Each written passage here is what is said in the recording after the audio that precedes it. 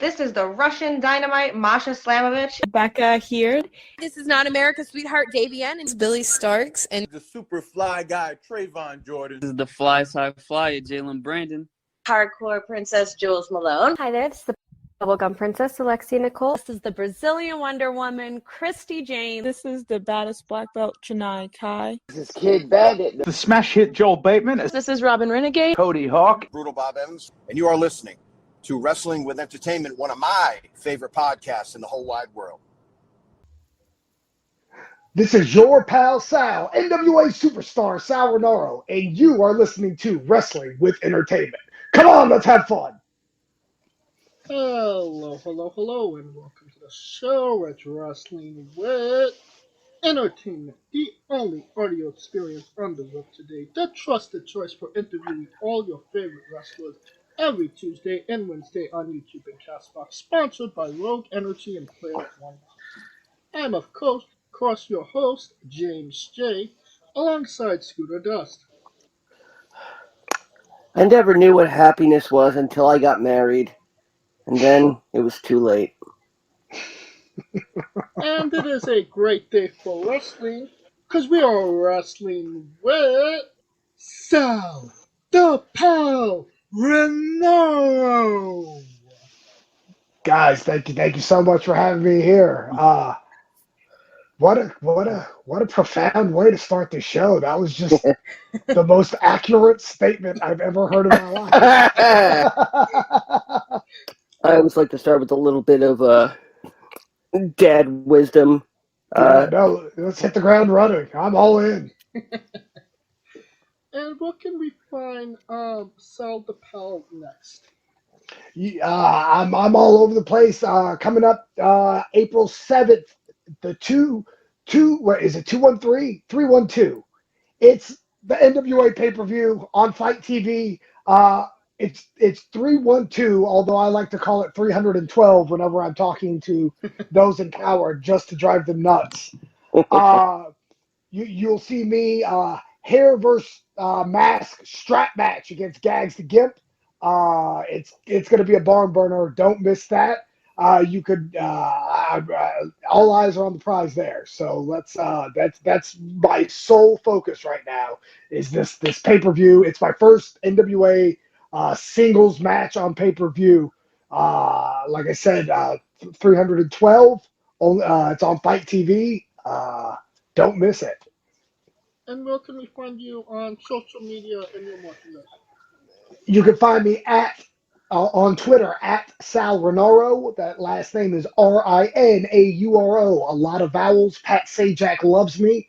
You can find me on Instagram at Sal_Rinauro because I messed up making the initial Instagram page.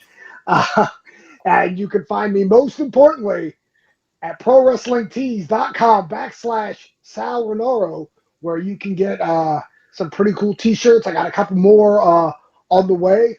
I think that's all my information. Oh, my social security number is 619. Well, all of the links to all your social media and your merchandise will be in the description of the video below, but on YouTube and Castbox, including the social security. Yes, yeah, get them all. I got a couple credit card numbers I'll throw in there too. Awesome. Now you mentioned, this is your first main card preview match on NWA, which is kind of crazy because you were literally the first match of Power. Yes. First match out the gate, which actually there's a very funny story about that. So we were a ship in uncharted territories, right? Like that first night, there was a very large disconnect between a lot of the guys and what management wanted.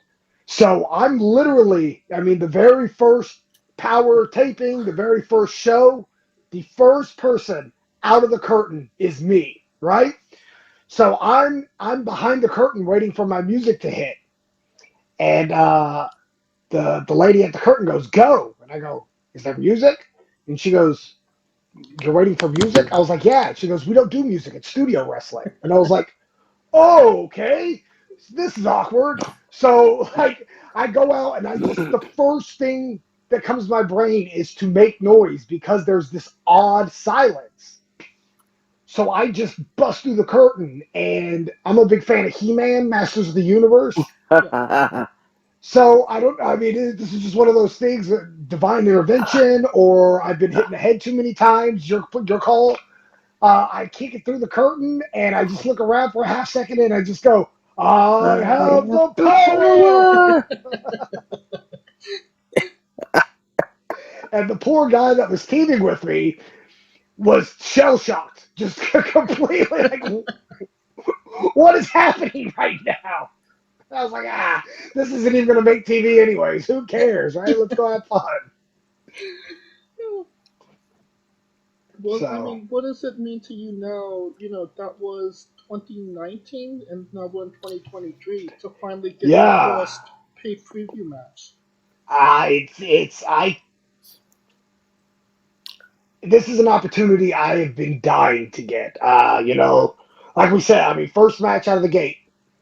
Very first match in the history of the Lightning One Power era is me. And, like, I'm the only person that was in that match that's still in the company, right? Yeah. Which is either, a good call or a bad call. Your decision, right? They just can't get rid of me. But I've been when I got brought in, when they first announced that they were going to do Power in Atlanta, I made a couple calls to see if there was any interest in even using me, and I never got a reply. So I was just kind of like, I guess they won't use me. Well, the first tapings were on a Monday. I get a call on a Friday from Bill Behrens, who still works backstage. I've known Bill. I won't put an actual number of years on it because that might show my age, but I've known Bill a long time. We'll just say that. And Bill's worked as an agent for me for a time now, and hey son, would you be interested in doing the NWA show? And I was like, I was 2 months ago when I asked. Like, yeah, that'd be super neat. And he goes, you're there, show up. And I was like, oh my God, that's awesome. So I show up, and he's one of the first people I see. And I go, well, what's up? And he goes, well, do you want to be X or Y? And I go, what do you mean? He goes, do you want to be Wrestler X or Wrestler Y? And I go, well, I think I want to be Wrestler Y because Wrestler Y could be a vowel or a consonant. So, like, he can do anything. And he goes, okay, great. You're Wrestler Y in this tag match, right? So, like, I wasn't even on the run sheet. Like, I'm just Wrestler Y. And so I've been fighting for my spot in this company literally since the moment I stepped foot in the doors. And to finally get a singles match on a paper, like a featured match, we've got a story in front of, I love wrestling in Chicago. Some of my fondest memories is wrestling in front of the Chicago crowd and getting to be singles match with stipulations that I've kind of been fighting for a while now. I've been trying to get Billy to do something with putting my hair on the line for about a year now. So for them to finally kind of cave and give me that step. And it's a strap match on top of that, and I'm really, I can't wait. I'm genuinely like this is kind of one of the biggest matches of my life. Like it's crazy to say because I've got 22 plus years on the job now, but like I'm really excited for what's in store at this pay-per-view. All right. Scooter, you have a question. Yes. Now, Sal, you were born in California. Yeah. I would like to know what is the thinking of somebody who's a West Coaster working for mainly promotions in the southeastern part of the United States. I'm a New Yorker. I've only done work with one promotion in my time, and that will come up a little bit later. But what was your mindset going from California to essentially the East Coast of the United States? Well, it's real simple. It's a two-parter. One, I am not intelligent, would be the first answer. No, but in reality, I've been out. Just to condense this story, I've been on my own since I was 14.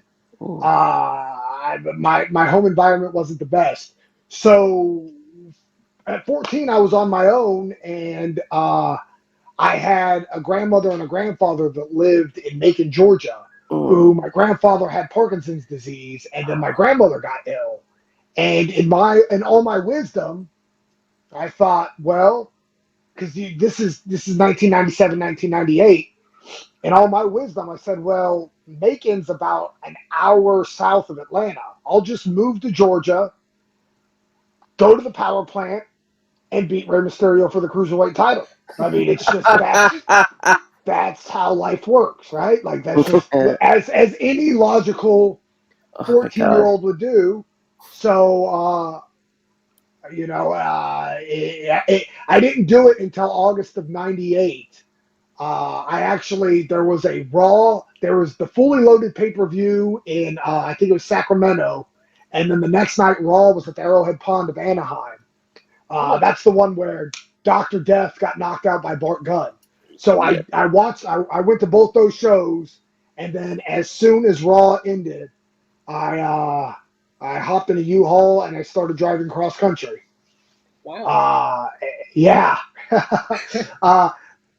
Yeah. Now that I think the statutes of limitations has exceeded, so I illegally drove cross country, but we don't really need to put that as the header. But yeah, I didn't have much to my name anyways. Mainly just wrestling toys and some clothes, and I headed east. So I mean that's really the genesis of. By that point, I had already done a couple matches. So obviously, when I moved to Georgia, I didn't give details, but I've trained. I've done shows before, so I kind of got a little work from there, and then I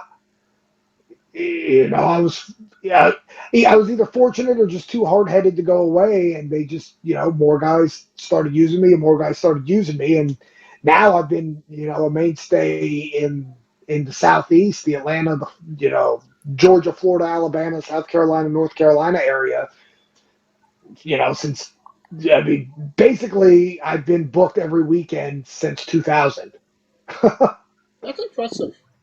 Yeah. It's insane. That's not just an easy thing.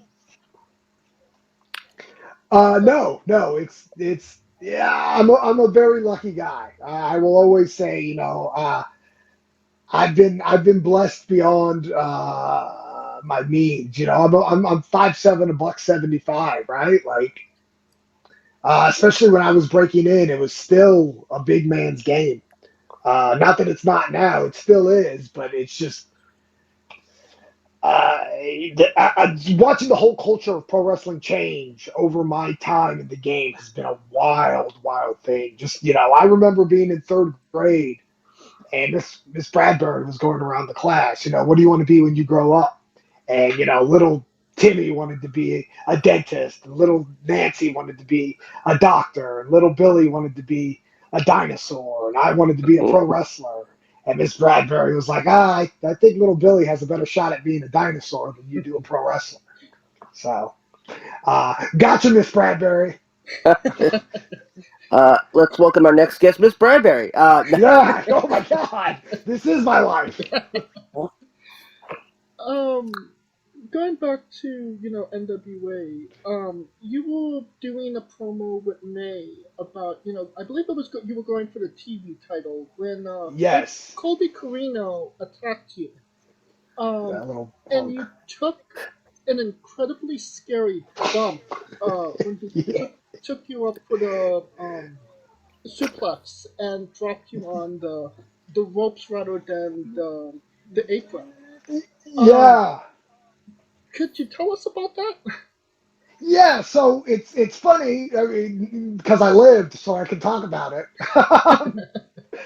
We had initially discussed doing a Death Valley driver on the apron, and Okay. that's kind of just where our mind frame was. And in all honesty,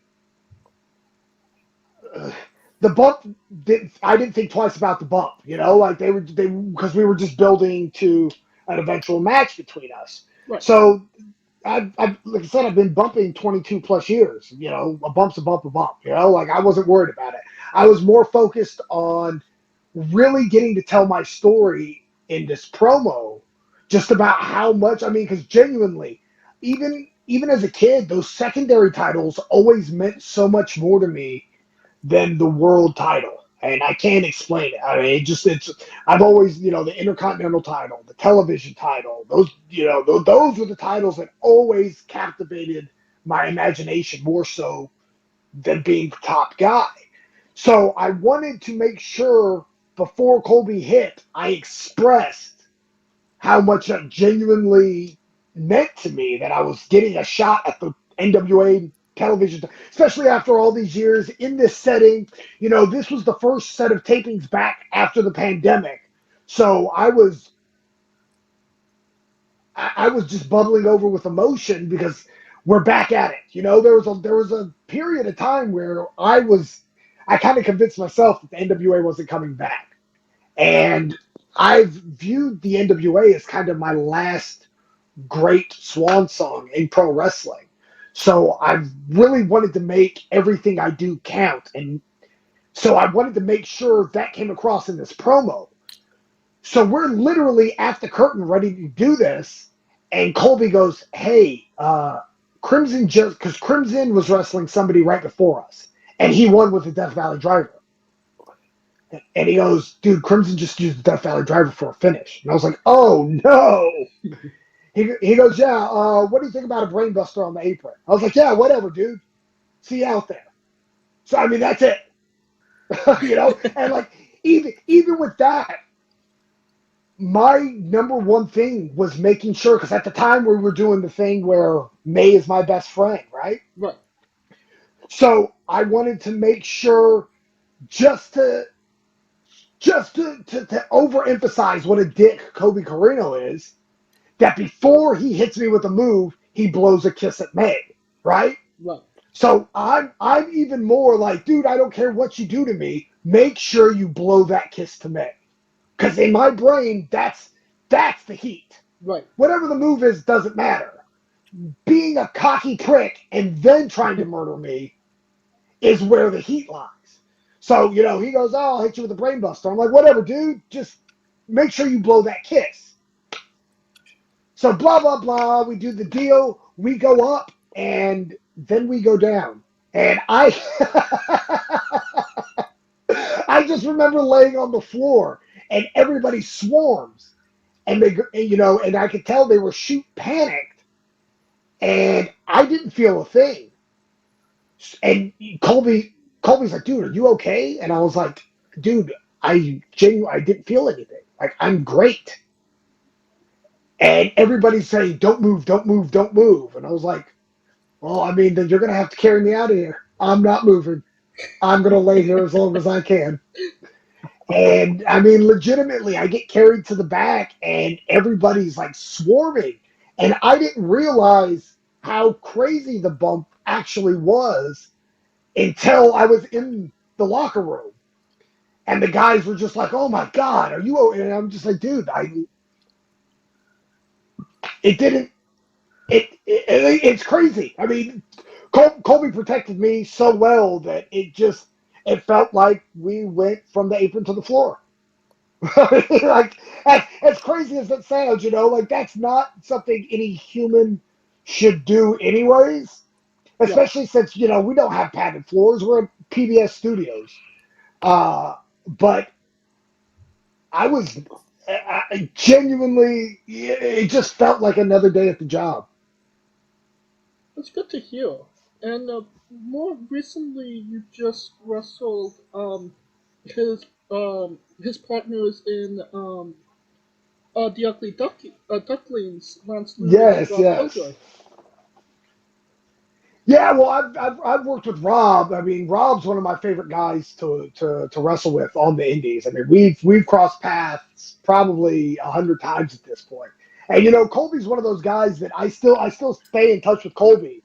Uh, when I got announced for the AAA NWA Mexico show, he was one of the first people to reach out and be like, "Dude, you're in Mexico. That's awesome." And I'm like, dude, I think you're doing pretty well for yourself too. But and even before I found out that he was probably going to be leaving us before it was a public thing, and I made sure that hey, the last set of tapings you're here, I want to take you out to dinner. I'm not going to say it's a farewell party because I don't believe in jinxing people and stuff like that, but I just want to make sure we get to do it just in case life takes you somewhere else. And spoiler alert to all those that are listening that are expecting a Christmas card from me. Colby and I were both wearing ugly Christmas sweaters that day. I've got an NWO ugly Christmas sweater. He's got an Eddie Guerrero ugly Christmas sweater. So my Christmas card this year will be Colby Carino and I in ugly Christmas sweaters, looking like we're about to drop the hottest album of the summer. But I digress. But yeah, no, so the Ducks, man, Rob's one of those guys that every day he sends me stupid messages on, Messenger just about things because we have very similar senses of humor and we're both just extremely passionate about pro wrestling. So we're talking wrestling all the time. So yeah, it's funny. We did a tag match, and the guy I'm teaming with in the South is Sunny Days. He was part of the buy-in battle royal at the first All In pay-per-view. Yeah.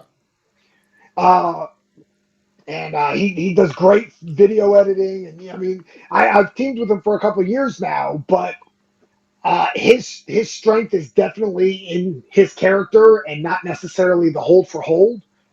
So when Rob and I start talking pro wrestling matches, everybody around us kind of just stops and looks at us because they understand the words we're using, but it's like they don't understand why we're using them in the manner we're using them.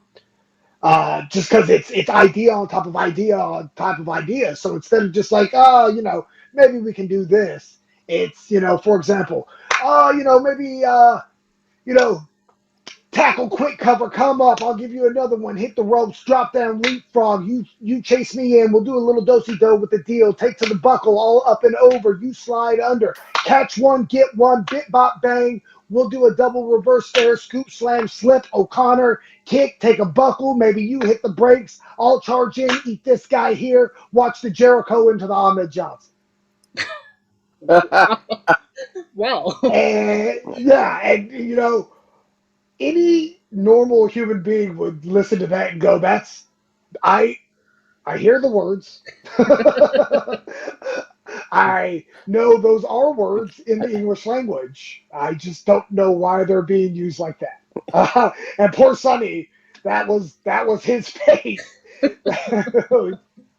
Yes, yeah, that's just, and especially when Rob throws something at me and then I get excited. Oh, well, then maybe I could throw this super kick here.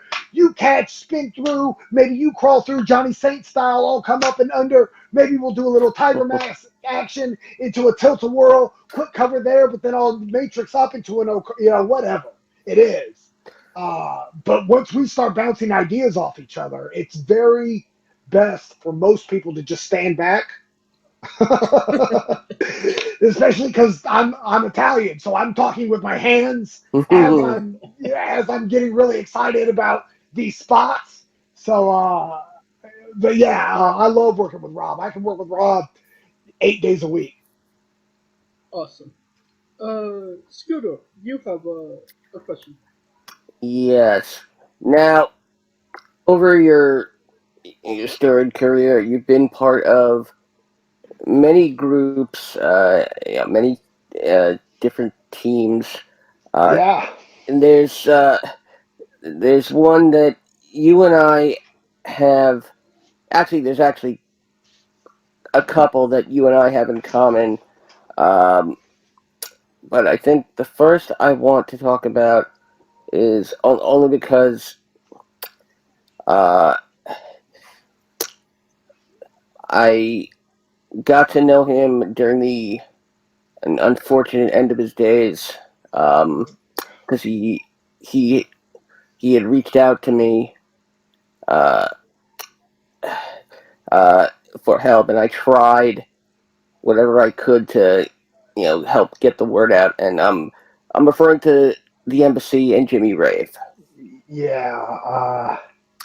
Right. Yeah. This is where it gets tough because Yeah. Jimmy wasn't my tag team partner. Mm, Jimmy was my real life, I mean, I pursuit did. best friend. Yeah. Yeah. I saw the pictures of you and I believe it's at prom tuxes. Yeah, that was. I think those pictures were from his wedding. Oh, his wedding. Okay. Yeah, I was one of the groomsmen at his wedding. Yeah, no, neither one of us went to prom. We were both booked. Now the embassy is big out here in New York City, especially where I live, Queens. The Elks Lodge. I was watching Prince Nana. Back during the days of Jack Sabbath booking ICW shows. And yelling at Steve Carino. But rather than dwell on the fact that he's unfortunately no longer with us, we want you to tell us your funniest or your most memorable Jimmy Rave story. See, that's genuinely where it gets tough. Only because there's a million of them. I mean, like I said, he was my best friend. I mean, he was.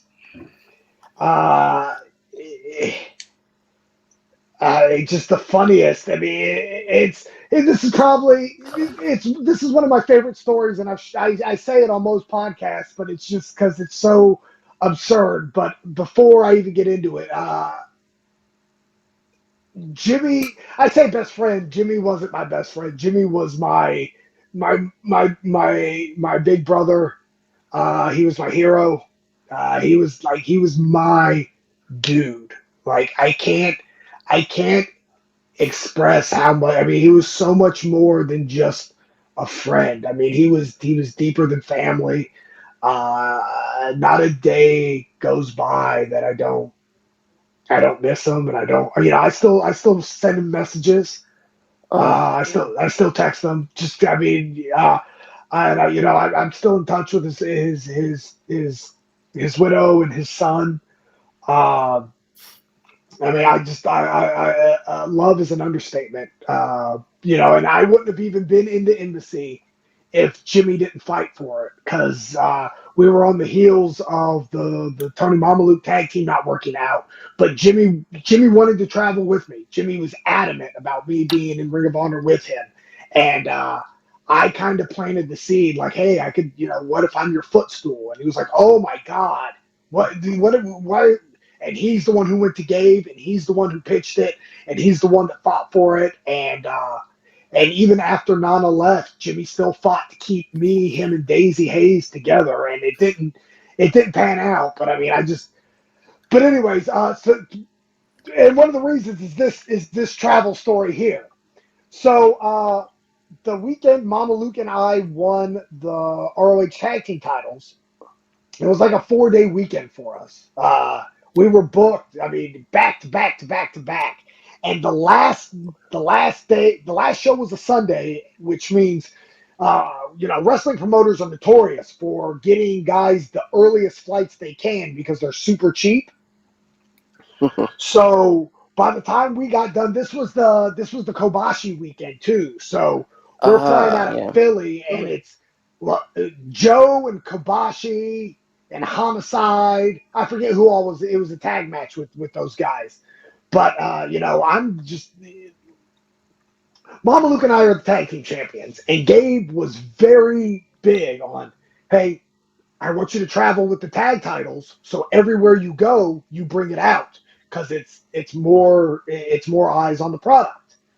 And I said, okay, that's fine. I didn't care about traveling with the tag belt or not, but well, I'm not gonna say I didn't care about it. Part of me was like, yeah, I can't wait to bring this home and show, hey, I'm because I was always the one that wasn't supposed to be. I've always been and Sal, right? It's always this guy's good, this guy's good, and Sal.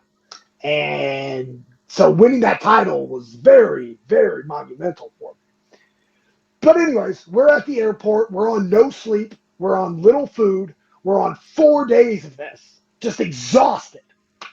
Our flight's at 5:30, 6 o'clock, so we have to be at the airport at 3:30, and it's empty. We're going through security. They've got the bags on the x-rays. Jimmy's in front of me. Mama Luke's behind me. So Jimmy goes through security. As he's going through security, my bag goes under the x-ray, and the security guard goes, "Who's the champion?" And I'm like, God dang it. Go to me. He goes, "What kind of champion are you?" I wrestle. And he goes, "What kind of wrestling?" I was like, pro wrestling, like you see on TV. He's like, "You don't look big enough to be a pro wrestler." And keep in mind, guys, 4 days, nonstop. I just won 2 days before. I won the tag team titles at the Hammerstein Ballroom in front of a sold-out crowd. The Noah representatives are there with Kobashi. I'm on an emotional roller coaster. I'm spent. So the security guard, "You're not big enough to be a wrestler." Without hesitation, "You're not big enough to be a security guard." And And I, to this day, believe part of my soul is still staring into the soul of the security guard. In some multiverse universe, we're still in this tense stare down. And the only thing you can hear, and in reality, this stare down probably took 5 seconds. In my lifetime, it was at least 45 minutes of us just staring at each other. And the only thing you can hear is Jimmy going, "You're an idiot," and him running away. And I'm staring the security guard in the eyes, and I'm thinking, man, I'm about to be touched in places I am not prepared to be touched in. That was a horrible idea. And we're in this stare down, right? Epic proportions, the Mega Powers splitting kind of stare down. Rock and Hogan. And finally, the security guard cracks and goes, "Okay, fair enough. Have a good day." And I was just like, oh my God, thank you so much. So finally, I catch up to Jimmy, I'm like, "Dude, thanks for the backup." And he goes, "Oh, no, no, no, no. Oh, no. You did that yourself." Yeah, you're right, Jerry. But yeah, like I said, there's so many. Another one. Just circling back to Chicago. Like I said earlier, Chicago is one of my favorite places to wrestle. When I was in the embassy with Jimmy, we were doing the toilet paper showers. Yeah. And one of our favorite games was who could be the best Dikembe Mutombo? Who could swat the toilet paper the furthest, right? No. Yeah, exactly. And that's one of those memories that it's just always going to be with me. That no matter where I go in life, there was a point in my life where I was paid to swat toilet paper as it was being, hurled at me from all angles. And it's me and my best friend sharing this together, right? Which is just but so the whole game was I can't let Jimmy get hit. Jimmy cannot get hit, right? He's the target, and I'm not about to let it happen. So I'm swatting this toilet paper, and I'm killing it. And Jimmy's behind me. Jimmy's to my right, but he's behind me. And I see one coming, and all I can think is, oh, I'm going to Mark McGuire this thing. This thing is going through the ceiling. I'm going to destroy this one single roll of toilet paper. And I make it flush. I mean, it's beautiful. It's probably the greatest toilet paper hand slap connection in the history of the world. I mean, and I rocket shipped this bad boy. Unbeknownst to me, Jimmy pivoted. So I rocket shipped this thing right into the side of his face. and he drops. Bam! And he looks at me with these big doughy eyes. Like I for real shot him. Why, Sal? Why did you do this to me? I'm so sorry, Jimmy. Why did I do this to you? But like I said, I mean, there's millions of them. I mean, I could talk your ear off all day about stupid Jimmy Rave, Sal Rinauro stories. It's man. you know, like I said, I mean, he was. I still talk to him. Just a couple months ago. I got booked for a show. Me and one of my buddies. It was me and Tony Atlas against one of my friends and Bob Orton Jr. Wow. Wow. You know, so when they called to book me, I was like, yeah, okay, yeah, I'll do this. Thinking there's no way this is ever going to happen. And then fast forward like 3 days later, and they send me the poster. And sure enough, Sal Rinauro and Tony Atlas versus Marvelous Michael Stevens and Bob Orton Jr. And I'm just like, what's happening right now? And, you know, so I screenshot it. And that's just one of those things I screenshot and sent to Jimmy and said, you know, dude, I cannot believe you're missing this. Look at this. This is, I mean, me teaming with Tony Atlas against Bob Orton Jr. What's happening? You know, it's awesome that, you know, you're saying these stories, you're still talking to him because, you know, that's how we keep the memory alive.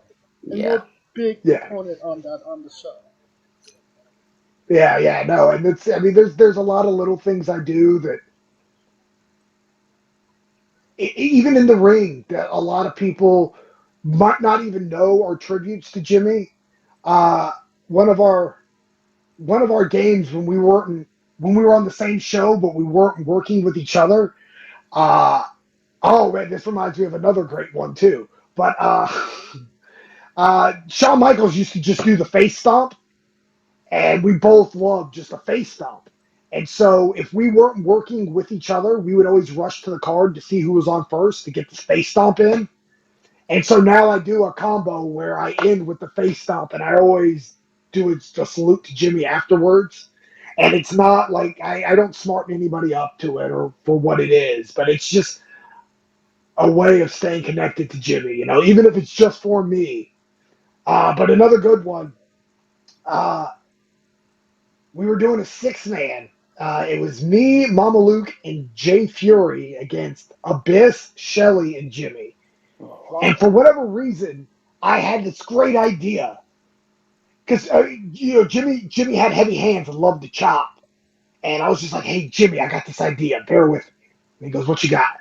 I go, what if you try to chop me and I block it? You try to chop me and I block it. So you go to chop me again, I block it, and you face chop me. And he was like, dude, that's a horrible idea. I was like, no, man. Like, you're going to chop my face? You're a real, like, what kind of, you're the scum of the earth. And he was like, I'll do it, but I'm not taking credit for this. I was like, okay. So we're doing the match, blah, blah, blah, blah, blah, blah, blah, blah. He gets me in his corner, and he's like, you ready? I was like, absolutely. Chop, I block. Chop, I block. He goes to chop again, I block. He face chops me. Bam, instantly. I'm like, oh my God, that was a horrible idea. But before I can even react, Alex Shelley shoot tags himself in, snaps me out of the buckle, puts me in a hold, and just starts screaming at Jimmy. Jimmy, he's your friend. Why did you do that? Jimmy, that's unnecessary. And now I'm in tears, A, because I just got chopped in the face, and B, because Jimmy's getting lectured for my stupid idea to begin with. But like, God bless Alex Shelley for saving my life, because like, he genuinely saved the day. He was having none of that. Oh Oh my man. god, that's hilarious. Yeah. Yeah, but yeah, I'm sure we could, yeah, fill a day's worth. But I think yeah, James. Yes. Yeah. Like you mentioned it, you won the Ring of Honor tag team titles with Tony Mama Luke. Yes. Was it in Manhattan Center or the It, Hammerstein? oh, it's Hammerstein Ballroom. Did I Yep. say Manhattan Center? Hammerstein Ballroom. No, it was, Yeah, it was my notes said Manhattan Center, but No, I think it was Hammerstein. Manhattan Center. Huh? Yes, no, because it was it was Manhattan Center. It was the first place where Monday Night Raw was. Yeah. Yeah. Yep. It's Manhattan Center. Yeah. Manhattan Center. Okay. Yes, my notes did not tell me. Okay. Yeah. So what did it mean to you to win those titles? Obviously, with Mama Luke, who was a star in WCW, in a building Yeah. that is so synonymous Oh and yes. renowned with wrestling. Well, so I'm a self appointed, self-named wrestling dork. I mean, I'm a nerd for pro wrestling. We Like, all are. yeah, I mean, just like above and beyond. Like that's even as a kid, right? Like I couldn't wait for, especially like in California, I didn't have access to all these things. Like just I didn't. The only way I knew about other promotions outside of Vince's stuff was the After magazines, right? And I would eat those things. Like I could not wait for my Pro Wrestling Illustrated to come out, or for the Inside Wrestling, or whatever, right? Because I just wanted to consume as much of this pro wrestling stuff as I can. And I'm just a super nerd. Like I do wrestling trivia with people, and they're just like, "Why do you know this information?" Like I don't know. I just that's what's in my brain, right? I can't tell you how to do taxes. I can't, like algebra, fooey. But I can tell you, In Your House, Degeneration X was in Springfield, Massachusetts on December 7th, 1997. And, the main event was Shawn Michaels and Ken Shamrock. Why is Ken that in my Shamrock. brain? Yeah, why is that something I could just vomit out of my mouth? But, square root of 4, and I'm like, I don't know, elephant? Blue. Yeah. So, knowing that I was, all of that's so surreal in that, first of all, Mama Luke and myself, especially at that time, I always like to use this analogy. Mama Luke and I were like cooking oil and sex oil. Very good when they're used in the proper place. You don't want to mix those up. You don't want to fry your eggs with your sex oil. Things are going to get really weird. And it's crazy just because, fast forward to today, Mama Luke and I get along great. I talk to Mama Luke all the time about sports and just whatever. But at that time, we just had two visions of what pro wrestling was, and we couldn't see eye to eye if we were face to face. I mean, we just, and it wasn't like a loud fighting. It was just, it was very nerve wracking for the both of us. But nonetheless, Gabe never told us we were winning the tag titles. Gabe told me I was booked. I was starting full time with the roster at the Manhattan Center. And all I could think of is, oh my God, this is where Undertaker wrestled Damien Demento. This is where Shawn Michaels wrestled Max Moon. Like it's not gonna get much cooler than this for me. Yeah. Like this is super dope. And Jimmy's actually the one who was like, I think he'll put the tag titles on you. And I was like, no, they're not. This is not a thing.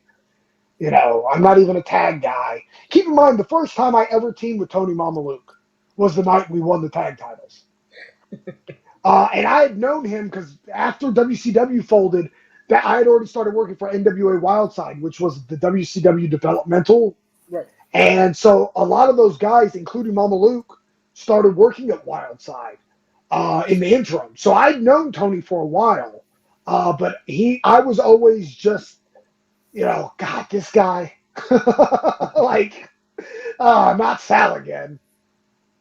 So I mean, it's just funny how life works. But it literally wasn't until we got, we walk in the building, and I'm trying. It's God bless. It's the first time in my life I ever thought, soak this in, enjoy this. You never know when you're going to be back here again, right? Like, yeah. And I'm just thinking about all these cool moments that happened in this building, and just like, just still thinking about it now gives me goosebumps. I got goosebumps right now. And Gabe, we say our hellos and stuff. I talk to Gabe. Gabe doesn't say anything to me. It's not until Jimmy Jacobs comes up to me and goes, "Hey, so I guess BJ and I are dropping the tag titles to you tonight. So let's have a good one." Oh, that's real. Because the match wasn't even announced.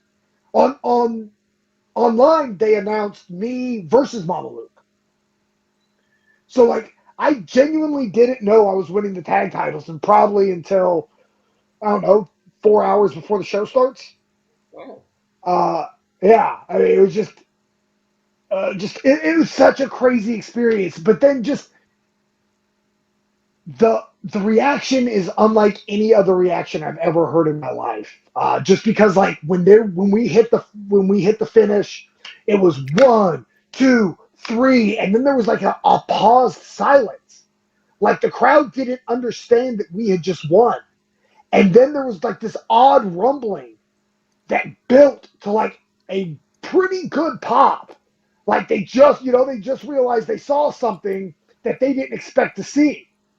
And I remember standing in the aisleway, looking at the tag title and listening to the crowd, standing next to this dude that like somebody that I looked up to in pro wrestling, who's now my tag team partner, and just like trying to soak in every second of this that I could, right? And then I get to the back, and there's Jamie Noble, who I've known Jamie since he was Japanese, and he was Young Dragon, right? Like, Yep. I knew Jamie when he was a different race. But he had a K in his last name. And he pulls me aside. He's like, "Boy, you did it. All right, how you feeling, boy? That's some good stuff." And I'm just like, "Stop yelling at me. This is." If you have time, I've also got a great Jamie Noble story from this era, and this is one of Jimmy's favorite stories too. During this era, this is when Noble's released from WWE. He's doing a lot of the same shows that we're doing. We see Jamie almost every weekend, right? And so Jamie became, we got pretty tight with Jamie Noble. Well, one weekend, we're booked together on a Friday. Saturday, I'm booked one place. He's booked to work AJ Styles at PWG for the first time. And, AJ's a Georgia guy. I've known AJ before he was Air Raid AJ, right? Like, I've known AJ a long, long time. So Jamie tells me, like, "Yeah, I'm gonna go work AJ." I was like, "Oh my God." And then we're booked together on a show in New York on Sunday. And we had worked it out where our flights landed within 30 minutes of each other. So I was going to wait for him at the airport before we took off. So I'm like, "Oh my God, please, I can't wait to hear how this match goes. I can't ever imagine this not just being the dopest match. It'll be fine." So we do our thing Friday. He takes off Saturday. I take off Saturday. I land at LaGuardia. About 20 minutes later, here comes Jamie, and he's just walking along. "Hey, boy, good to see you." Like, "Oh, no, Jamie. How's the match?" "Oh, I mean, it was good till he hit me with the secret shoot." And then he keeps on walking. And I go, "The what?" "Jamie, you're making up things." You don't just get to make up terms and pretend I know what they mean." He goes, "Oh God." He goes, "Look, AJ and I went out there. Boy, We had him laughing, we had him crying, we had him screaming, we had him sing. I mean, we could do no wrong. We tore the house down. And then we rebuilt it and tore it down again, boy. Man, it was awesome. We did this, then we did this, then I turned into this, bing bang boom, our styles clashed. It was great. Oh, I ain't felt so good in my life. It was fantastic. Good God, man. Oh, it was so good. And then I woke up this morning and I hurt everywhere. That boy shot on me and didn't even tell me about it. It was a secret shoot. And then he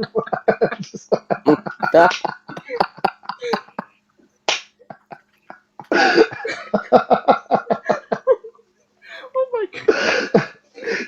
yeah. It's just like, and again, so Jimmy and I would always, anytime we were sore after a match, he got me with the secret shoot. Oh my god. I was not expecting that. Yeah. I wasn't either, and I lived it. Alright. Scooter, you have a question. Yes. Now, I mentioned before that Sal, you and I have a couple of mutual acquaintances that we've worked with. I trained under Pat Buck in the NYWC. Okay, yeah. And somebody who was a very frequent visitor in our locker room, and one of the few people in that locker room I consider to be one of the most genuinely nice people in the business is Azrael. Yes. Tell us about your relationship with Azrael and a memorable encounter. Yeah, so I still call him Angel Dust to this day. I mean, he'll just always be Angel Dust to me. We were in Special K together. He's one of those guys that Barons would bring down to Wildside. That's where I first met him, was at Wildside. That the whole indie landscape's just so different today than it was when we were first breaking in. And there were guys that would come down from the New York, New Jersey area they wouldn't even get the hot dog. They just get the handshake. But it was good exposure, right? So Angel Dust was one of those guys, and Barons always. So at the time, there was the top guys in Wildside. There was your AJ Styles, and your Abysses, and David Young, Rick Michaels, guys like that. But then the undercard was full of guys that were under 20. And I was one of them. And whenever Bill got one of the younger guys, like an Angel Dust or Jay Lethal or whomever, to come in, at the time, myself, Tony Stradlin, and Todd Sexton were staying in an apartment in Atlanta. And it was just the three of us, and no parental supervise, no supervision. It was just that was kind of the spot. If you were a young guy and you were in Cornelia, you usually ended up clever enough. We used to call it Club 8B because it was apartment 8B. You're super proud of that one. That's one of those things where Azrael would come in, and he would need a place to stay, and we were in Atlanta, so we were near the airport, so it wasn't hard to get him to the airport from the house. So he would come and stay with us, and so keep in mind we're talking about a 17, 18, 19-year-old guys, totally unsupervised, being pro wrestlers, chasing dreams, and he always fit right in. I mean, he without a blink of an eye. It's one of those things where Barons was like, "Hey, I got this guy coming in, send him on," and my My favorite story of his was we were doing a tag match in Florida, and I can't remember who all was involved with it, but I know X-Pac was, and he was teaming. He was on X-Pac's team. It's like a 10-man, right? Uh, and I know I wish I could remember. I know Adam Pearce was in it. Myself, Roddy. Is the Terrell Clark, Roderick Strong, you, Sean Waltman, Mama Luke, against Pierce, Aries, Danielson, Jimmy, and Joe. Listen to those names you just said. Yep. Isn't that stupid? Like, I don't belong on that list anyways, but that's a whole nother story for another day. But, I'm huge X-Pac Mark, right? Like, as a kid, like, he was the small guy. So, like, that's my dude. And now I get to stand next to him and crotch chop. Like, guys, dreams come true. Azrael was having none of this. and I'm like, dude, you got a crotch chop. We're teaming with X-Pac. You will never in your life see a more reluctant crotch chop. He wanted nothing to do with this crotch chopping. And like I said, I'm the complete opposite. I'm getting in more crotch chops than X-Pac, right? Because, like, dude, like, I just remember looking over and him just so bitterly, like, like there's a gun to his head, having to crotch chop. But I haven't seen him in years, but I love Angel Dust. I love that kid. He's such a good dude. All right, James. Yes. Can you tell us about Franky the Bird? Frankie who? Franky the Bird, as in Coco Beware's Coco bird. Beware. Oh! I'm sorry. When I murder an animal, I tend to forget their names. Okay. Yeah. So the first like name that I'm ever booked to work is Coco Beware. It's this show in Kingsport, Tennessee. I hope I don't get hit in the head enough to forget this, because this is one of those memories I want to keep forever. So I'm super nervous, right? But, like, it's Coco Beware. Like, I've watched Coco Beware my whole life. So I'm at the show super early, and I'm stoked out of my mind. I'm gonna wrestle Coco Beware. This is crazy. Coco walks in. We're talking. Hey, what do you want to do? Well, I'm not as young as I used to be. I don't know if I can get up for that drop kick anymore, but we'll do this, this, and this. I'm like, oh my God, this is so cool. And as we're talking, I go, hey, where's Frankie?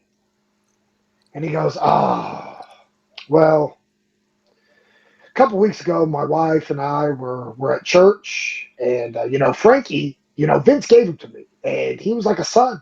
He went with me everywhere. He was like one of my kids. I loved him to death. He was my guy. I loved Frankie.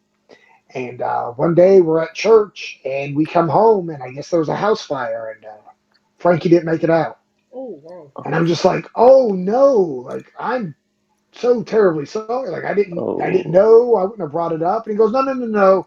I haven't made it public. But yeah, I don't have. Frankie's not with us anymore. But I love that little bird. I was like, yeah, no, I'm so sorry. And but everything's cool, right? So we go about our way. So now it's main event time. I'm the heel. I'm coming out, getting my heat or whatever. And then the Coco Beware's music hits, and he comes out and he's doing the bird, and the child Sal Rinauro, the 8-year-old in me, is losing his freaking mind, right? Like, dude, you're gonna wrestle Coco Beware. Like, this is awesome. And Coco's doing his entrance, and he's doing the bird, and he's getting the big. Everybody's with him, and Coco gets the microphone. He goes, hey, it's so good to be here in Kingsport, Tennessee. And I know everybody's so glad to see Coco Beware, and I know what you're wondering. Where's Frankie? Well, a couple weeks ago, me and my wife went to church, and I came home, and there was a house fire. Poor Frankie didn't make it out. And then he points to me and goes, and he started the fire. Wow. Oh my God. And I'm in the ring, and I'm like, why did I do that? I'm a monster. Like, why would I burn a man's house down and kill his bird for this one indie show? What's wrong with me? And then once reality hit, I was like, oh, wait, yeah, I set this man's house on fire. I'll show you. But there was probably a 10-second period there where I thought I was an arsonist and a murderer. So I'm kind of surprised there wasn't a fried chicken joke in there somewhere. yeah, no, it just it all happened so quick. Oh my god, that's an awesome story. Yeah. And sometimes you just got to burn a man's house down. Is the moral of this story? Yes. If you don't take one thing out of this interview, it's that. Yes. And it's funny just because, so following, so like this happens, right? And I'm like, the match was fine, everything was good, and but like I'm on the way home, and I'm trying to keep in mind this is 0102, so cell phones aren't what they were now.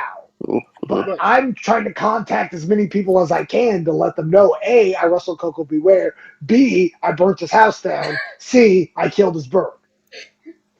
So fast forward just probably 2 months, and I'm doing an angle at Wildside where they had banned my finishing move, and I'm a heel, right?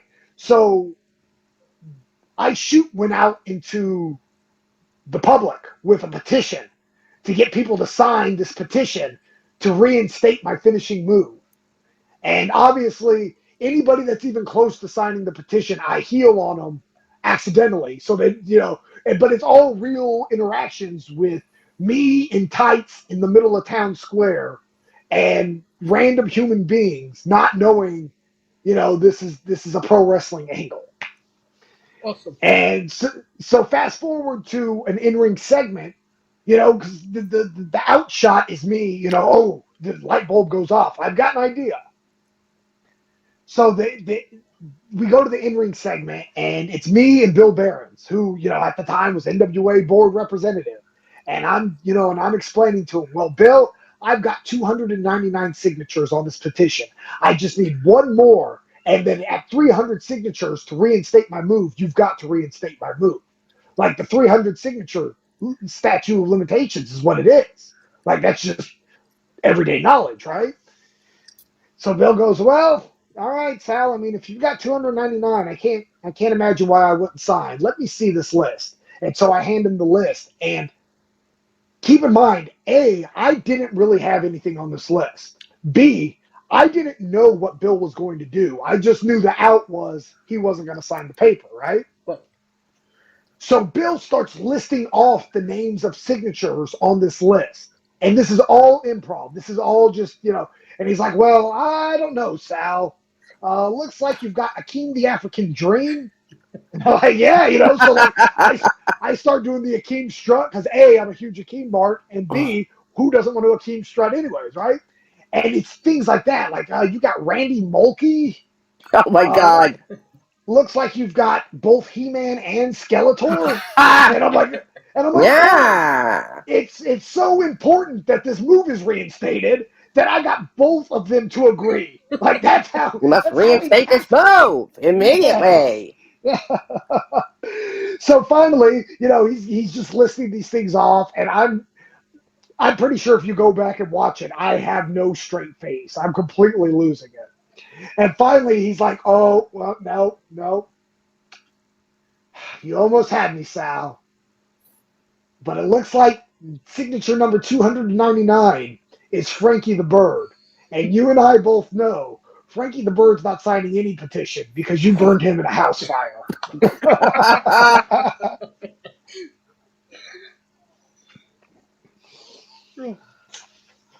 That's hilarious.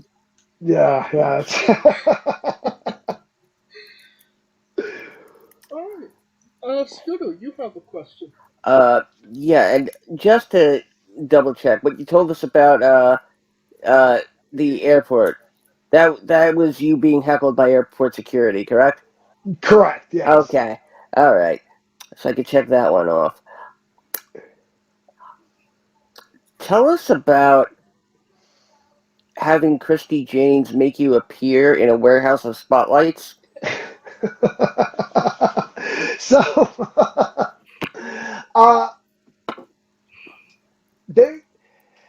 there's a social media crew at NWA, and we have team meetings before every show. At this point, it's almost comical because I can just recite them. It's the same. A lot of the time, it's the same vomited information. But I understand it's for people that haven't been there. It's valuable information to have. But one of the things is always there's Gary. He's our social media guy. If they pull you aside, please work with them. They're just trying to do social media stuff.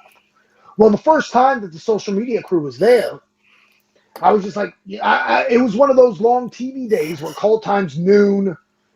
We don't start taping until 7.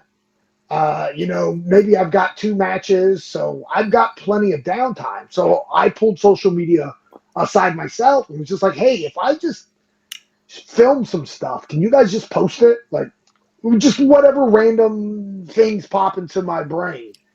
And they were all in. They just loved it. And so we called it a moment of Sal, and it's on the NWA recap show that they do every Monday. And one of the last things they do is your weekly moment of Sal.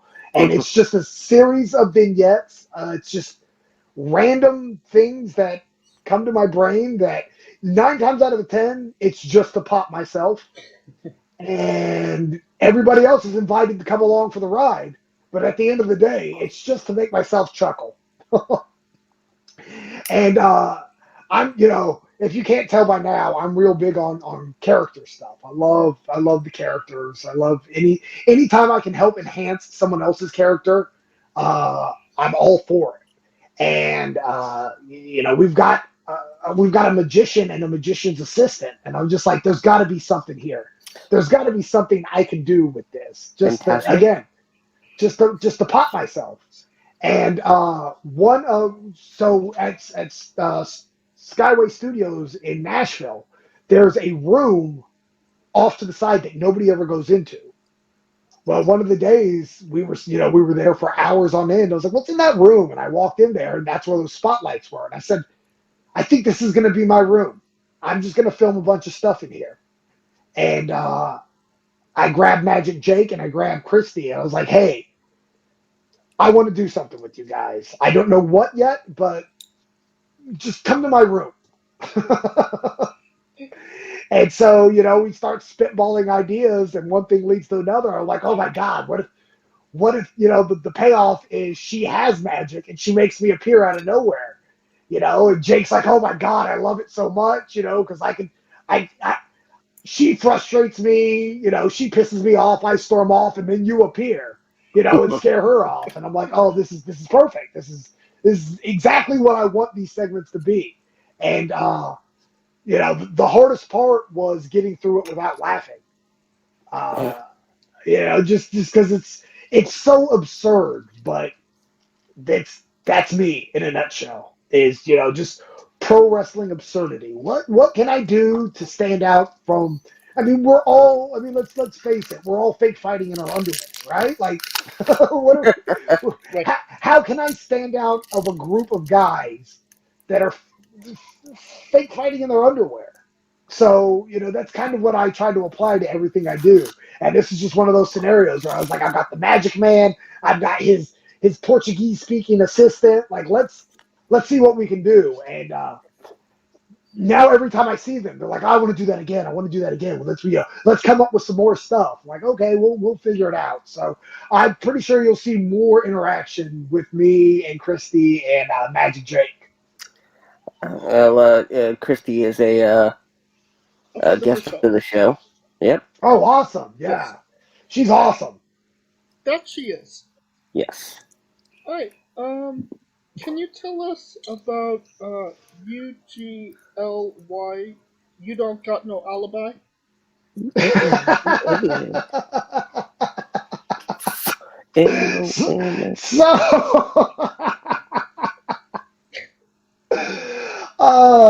So one of my road partners for a long time, going down to FIP in Florida, was so when Gabe started running FIP, the first car, Gabe Sapolsky, yes. Yep.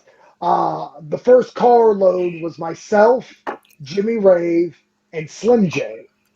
Slimmy didn't like the travel and all that stuff, so he stayed at home. So the next time out, Jimmy and I had both pushed for Seth DeLay, who I teamed with at Wildside.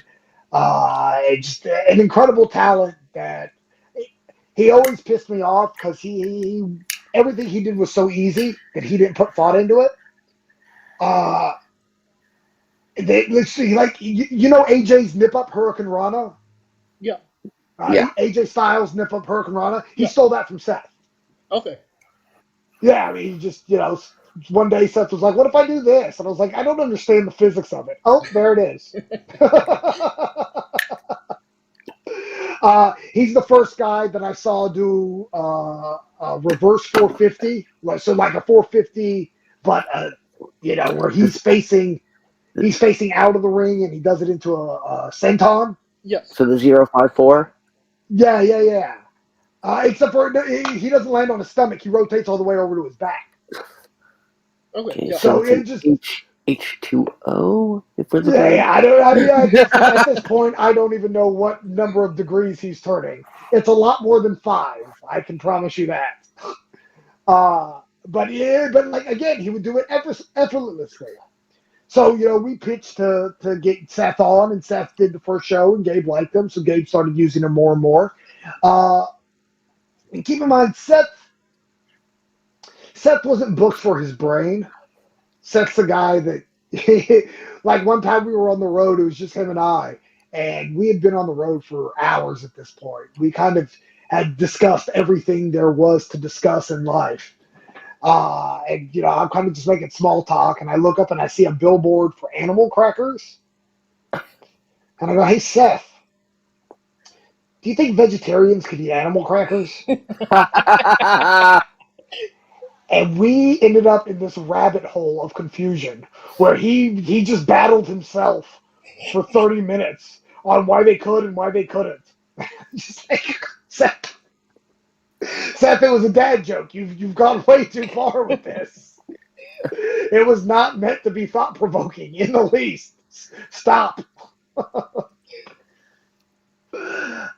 But one show we were doing, this is when at this point in FIP, I'm with the YRR, which is me and Kenny King and Jason Blade. Claudio was in there with us. A bunch of people. There was a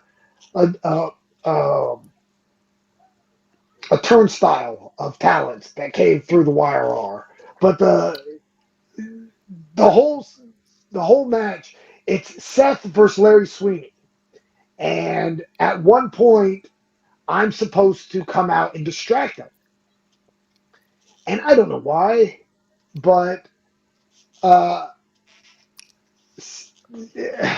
I decided I wanted to distract Seth by doing the old cheerleader, UGLY, you ain't got no alibi, you ugly. So the cue was supposed to be, now I can't think of it, a hot shot. And I'm trying to gather the YRR together to do this run-in, right? And I guess while I'm gathering them, they did a hot shot, but I didn't see it. So I didn't go. So at this point, someone goes, "Hey, I think they're waiting on you." And I was like, "No, I'm looking for a hot shot." So as I'm having this discussion with the group, like, "Hey, let me know when they do this hot shot, blah, blah, blah, blah, blah, blah, blah," I guess they did it again. And I missed it again. So they're like, "Sal, where are you?" And I'm like, "I'm waiting on this stupid hot. You had one job, hit a hot shot." And so they bing, bing, bing, and finally they hit it. And here I come, UGLY, you ain't got no alibi, you ugly. Seth gets rolled up, 1, 2, 3. We get to the bag. He's like, dude, where were you? And I was like, I was at the curtain. Where were you? We did 3 hot shots. No, you didn't. You are a full-fledged liar. You're not even close to right. He's like, dude, no, we did 3 of them. And I was like, why? I only saw 1. I'm curious. Did you ever go for the full thing and finish it? You know, UGLY, you kind of all about you ugly. MOMA. How you think you got the way? Yo, mama. No, I didn't have to go that deep, and now I regret that. She's major ugly O. She's fat and pugly O. My God, no, the cow says moo. No, now I cannot promise that won't be a moment of Sal in the future. Oh, by all means. By all means, take it. Yes. It's a very good chance because we have 2 days in Chicago. We'll have the pay-per-view, and then we have 2 power tapings in one day. So I'll have to flip through about 5 because what I like to do is at the TVs I like to get 5 or 6 in the can anyways, just so we don't have to stress out about getting them done later because I'm very bad about forgetting to do them. Yes. So now that seed's already been planted, there's a very good chance I'll throw that one out at the wall just to get one in the can. All right. Scooter, you have a question. Yes. Now, you're one of the rare group of independent talent that has their own fully fleshed out, extensive Wikipedia entry. Yes. Do you check it personally to see if it's being kept up to date? And have you ever tried adding some bizarre, unbelievable factoid just for kicks? I haven't, but people have. So I have no idea who made my Wikipedia page. I found out about it because my cousin called me one day in hysterics. Oh my God, you have a Wikipedia page. You are famous. And I was like, what are you talking about? Like, no, I don't. And I pulled it up and I was like, oh, there you go. I guess I am famous. Do I get royalties off a Wikipedia page? Spoiler alert, the answer is no. I get 0.00 residual checks from Wikipedia. But it's still pretty cool, right? But one day somebody came up to me and was like, I can't wait to see your biography. I can't wait to read your biography. I'm like, what are you talking about? They're like, oh, your Wikipedia page said something about you're working on your book, you know, Life and Times of a California Kid or something. And I'm like, no, I've never even heard of this. And I pull it up, and sure enough, there it is. I'm working on some biography about. I can't even remember the title of it at this point, but I'm very pro people just going on there and adding whatever ridiculous statement they want to about me. The more, the merrier. All right, challenge accepted.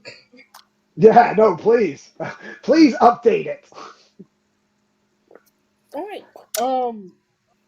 This isn't on the Wikipedia page, but I'm pretty sure you did do it. You wrestled Sabu. Yeah. What was that experience like? Dude, so like I said before, like I was a huge actor mag, you know, like all those.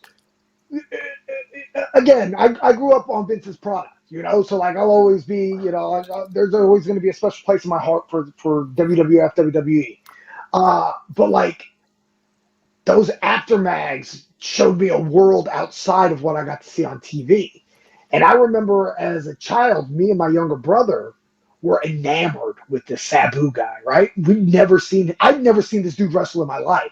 I just saw pictures of this guy upside down, going through tables with scars for years. Because like the first time I even got to actually see an ECW show was March of '96. I think it's called Sportsnet.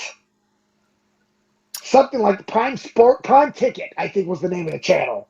Had ECW for like 2 months at 3 a.m. on Friday morning. Yep. And that's the first time I actually got to watch an ECW show.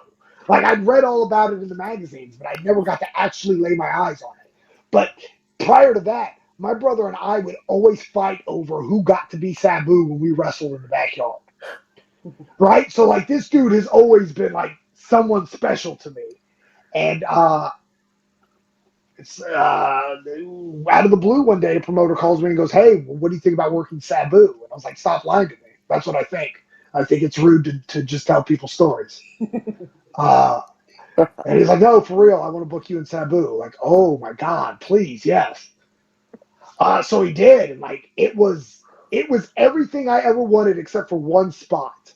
And that's where I thought I broke his hip.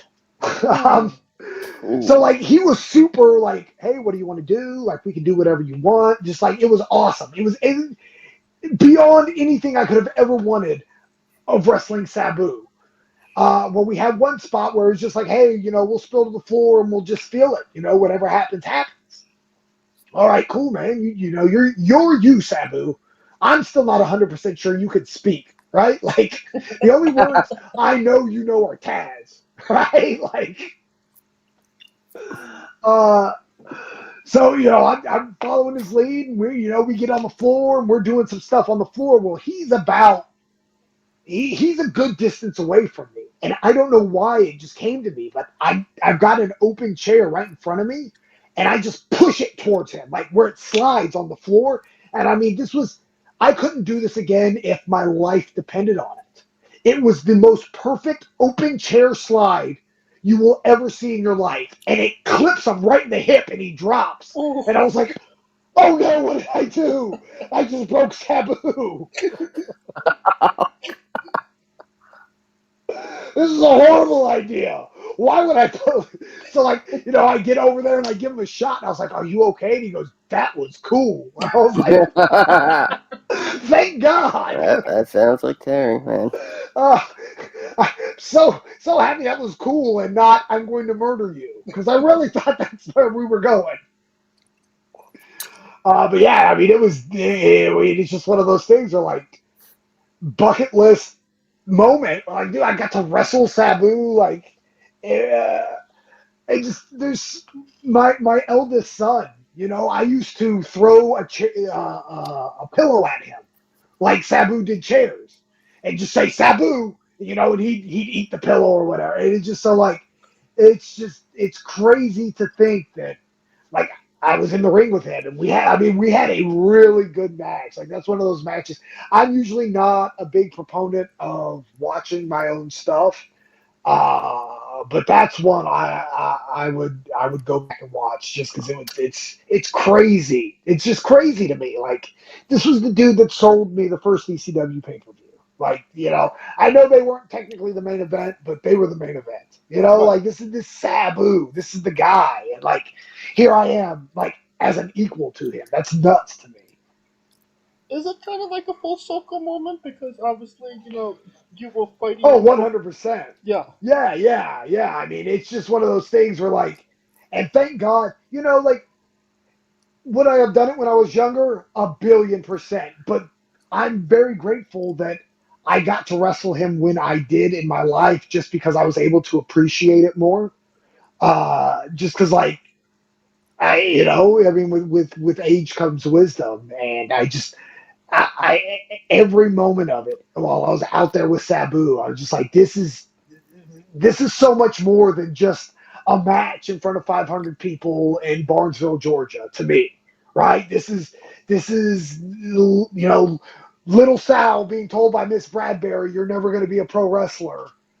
Wrestling Sabu, like that's definitely a full circle. Like, wow, like this is super cool.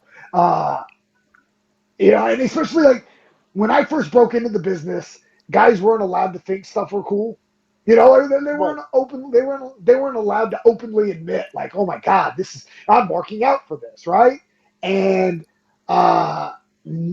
especially like with the pictures, and that's one of my biggest regrets in life is I don't have pictures of the first 15, 17 years of my career, just because they was frowned upon, right? When I broke in, it was just not, you weren't allowed to, if you took pictures with the boys, you're a mark, and blah, blah, blah, blah, blah. And so, like, it's so cool that, like, when I got to wrestle Sabu, that stigma had passed. So, like, not only did I get pictures with Sabu, but I got to take pictures with Sabu and my kids. And, like, you can't beat it. It's just so unreal cool.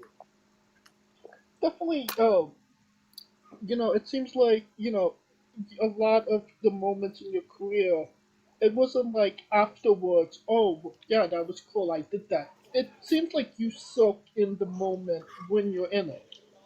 Yes, that's one thing. It's just I didn't, nobody ever told me to do it. It's just something that and I think part of it is just because I was such a big fan growing up that I still have to remember sometimes that this is really happening, right? Like it just after years and years of being told it's not going to happen, you can't do this, you're not going to do this, for any of it to ever happen, like I just had the presence of mind to know, like, enjoy this now, because you're not supposed to be here. This isn't supposed to be you. This is supposed to be, a guy that's 6'2" and handsome and 280, like it's not supposed to be little Sal in the back of the class. So like, I I've been very, very blessed just to have that mentality in the back of my head. Like, soak it up, enjoy it. Don't settle where you are, but also enjoy the moment that you're in, because it might not happen again. And like I said, like that Sabu moment is definitely one of those moments. That Ring of Honor winning the tag titles at the Manhattan Center is one of those moments. Burning down Coco Ruere's house is one of those moments. Yes. Okay. Scooter, you have a question. Now, we just spoke highly of your one match with Sabu, and we've also brought up the fact that you have a penchant for,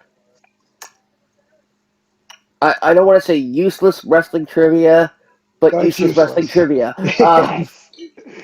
And by the way, James, we got to work out something where I defend my Wrestling with Trivia Championship. Against Sal. I'm going on I'm working on a 500-day reign. I'm definitely game.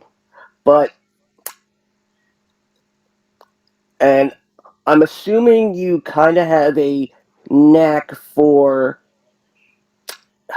the unknown or unrecognized wrestler.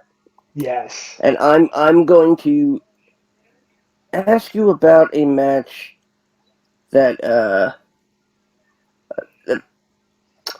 probably very few people remember this guy ever being on WWE TV.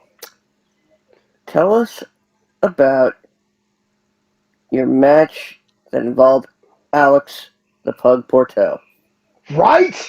So, like, again, my favorite era of pro wrestling is probably 93 till right at the end of 96, 97, right when the boom period hits. My favorite era and it's because, when I was a kid, everybody knew Hulk Hogan and wrestling was popular, and everybody had their favorites, and you go to school and oh, did you see Superstars this week? I can't believe Macho Man turned against Hogan. I can't believe Earthquake crushed Hogan. And then it stopped being popular and nobody wanted to talk about wrestling, and it became mine. Right? And that's my favorite era, just because, like, that was my secret. That was my world to live in. So, like, did it suck that I couldn't tell people how awesome Tatanka was? Absolutely. Like, to this day, I'll say one of my favorite all-time wrestlers is Ahmed Johnson. And people are like, you're insane. I'm like, yes, you're probably right. But Ahmed Johnson was that dude. Eat the reef. But, so, like, I remember the first time he walked into the locker room. And it's, again, so, like, a lot of these stories are, involve Jimmy just because Jimmy was there with me for a lot of them. And, as my best friend, he's the guy I talk to. And I remember sitting there going, but Jimmy wasn't a huge wrestling fan growing up. He kind of fell into it at that boom period in the 97, 97, 98, NWO, DX, all that stuff is when Jimmy really fell in love with pro wrestling. He knew of it prior to, but it wasn't his thing. So I remember sitting in the locker room and going, "Oh my God, Jimmy, is that Alex the Pug Porteau?" And him going, "What?" And I go, "Dude, it's Alex the Pug Porteau. Like, he came out to the Steiner Brothers music in WWE. What are you talking about?" "No, man, come on, Alex the Pug Porteau." And he's just like, "You've lost me." And I'm like, dude, that's cool, right? Because I'm enamored. I was enamored with all that stuff. Especially the undercard guys. Because the top guys always got their credit. They're just due. So, like, I'm like, dude, this is Alex the Punk Porteau. And sure enough, I'm working him. And I'm just like, oh my God, this is super cool. And it's just, I don't remember anything from the match per se, other than thinking, dude, if this was 96 and this was Superstars, this would be the dopest thing that ever happened to anybody. And like, I remember trying to it was like pulling teeth, trying to get stories out of him. He didn't remember his WWE run as fondly as I did. But still, like, yeah, it's crazy, right? Like, I still, to this day, I think it's super cool that I wrestled Alex the Pug Porteau. Mm-hmm. All right. I really thought you were going to hit me with DJ Gabriel. No. Even he's more a bit well known. I remember seeing Alex Porteau's one of his few matches on Superstars. I'm like, you know what? I think this guy's got something. Yeah. I mean, he was the shooter. He had the Steiner Brothers music. You can't not be good if you got the Steiner Brothers music, right? Like, you got to be a bad man of JAMA. I remember, because again, back to the magazines, I had a monthly subscription to WWF magazine too, and I remember in the summer of '96, there was a feature on like the newcomers to the Federation. And looking back on it now, like, I don't think any of them lasted to '97. But Alex Porteau was featured. Salvatore Sincere was featured. T.L. Hopper. Yes. Freddie Joe Floyd. Yeah. All those guys got these features. And I'm just like, yeah, man. Sweet. And so, like, I've been in locker rooms 100,000 times with Tracy, Freddie Joe Floyd. I got to wrestle Alex the Pug Porteau. It's crazy to think, like, all these guys that I grew up, like, wanting to be just like, and then getting to this point in my life where, like, I've been in the ring with them. I've been in locker rooms with them. Like, one of my favorite things to this day, Ricky Morton knows my name. And every time he says it, I get giddy. It's just like, dude, you're Ricky freaking Morton. Like, you're one half of the greatest tag team that ever lived, and you know my name. Like, that's not how life is supposed to work. Oh, man. Can you tell us about being on Wrestling Roadstars, and how did that come about? Yeah, the Road Diaries. It's funny looking back on it now, just because we shot that in 2010, and I really thought that was going to be my swan song. Really? Yeah, I really, really thought, like, especially when we were done filming it. And it's just one of those things where Cabana and I are very, very similar in a lot of ways. I mean, we just, again, through Jimmy. Jimmy was the first guy from the South that started breaking into the Northeast Indies. And I remember him coming back from like his first or second IWA Mid-South show and going, "Oh my God, dude, I got to get you and Colt Cabana in a room together. Like you guys would be best friends." And I was like, "Okay, yeah, whatever." And then I did the 2004 Ted Petty Invitational Tournament. And me, Jimmy, and Cabana shared a room that night. And we became best friends. We just got along so well. And then Brian, I can't say enough kind things about Brian. I mean, in my opinion, it's just my opinion. Do what you want with it. Brian Danielson is the greatest wrestler of his generation. You know, and you're talking to a guy that trained daily with AJ Styles. And, you know, this isn't a slight. And I try to tell people all the time, like, this is a guy that talks, you know, almost daily to Seth Rollins. And, you know, I mean, the list of guys that I've hung out with that I know that, you know, I'm friends with is pretty insanely cool. This is not a slight on any of them. Brian Danielson is the best pro wrestler of his generation, and it's not even close in my world. And for whatever reason, he loved me. You know, like him and I just get along so extremely well. You know, like to the point where, like, even when he put out his book for WWE, he mentions me in his book. You know, like, no reason for that. You know, that could have completely just never happened. But he made sure, like, hey, you're in my book. Like, but Cabana came up to me one day and goes, "Hey, I'm thinking about shooting a documentary. It's because this is right as Cabana's coming back from being Scotty Goldman, and this is right before Brian's already signed to WWE, but he's still doing his last indie commitments. So Cabana's like, this is kind of the backdrop of the film, but we need a third. You know, we kind of need the wacky sidekick." He goes, you fit the criteria. You're my first choice. If you want it, it's yours. You know, he goes, we don't really have anything in concrete. We're just going to film us living the life of pro wrestlers and see what comes of it. And I was like, yeah, I mean, dude, you don't have to convince me to spend a week with you two. Like, yeah, let's go have fun.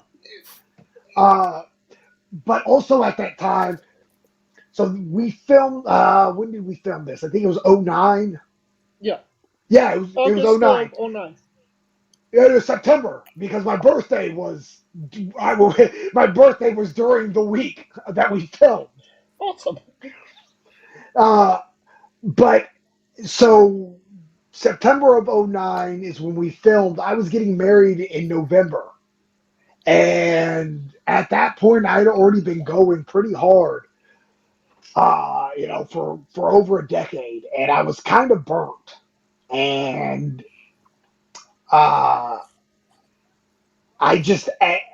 even during the filming, I kind of, like, I felt something special.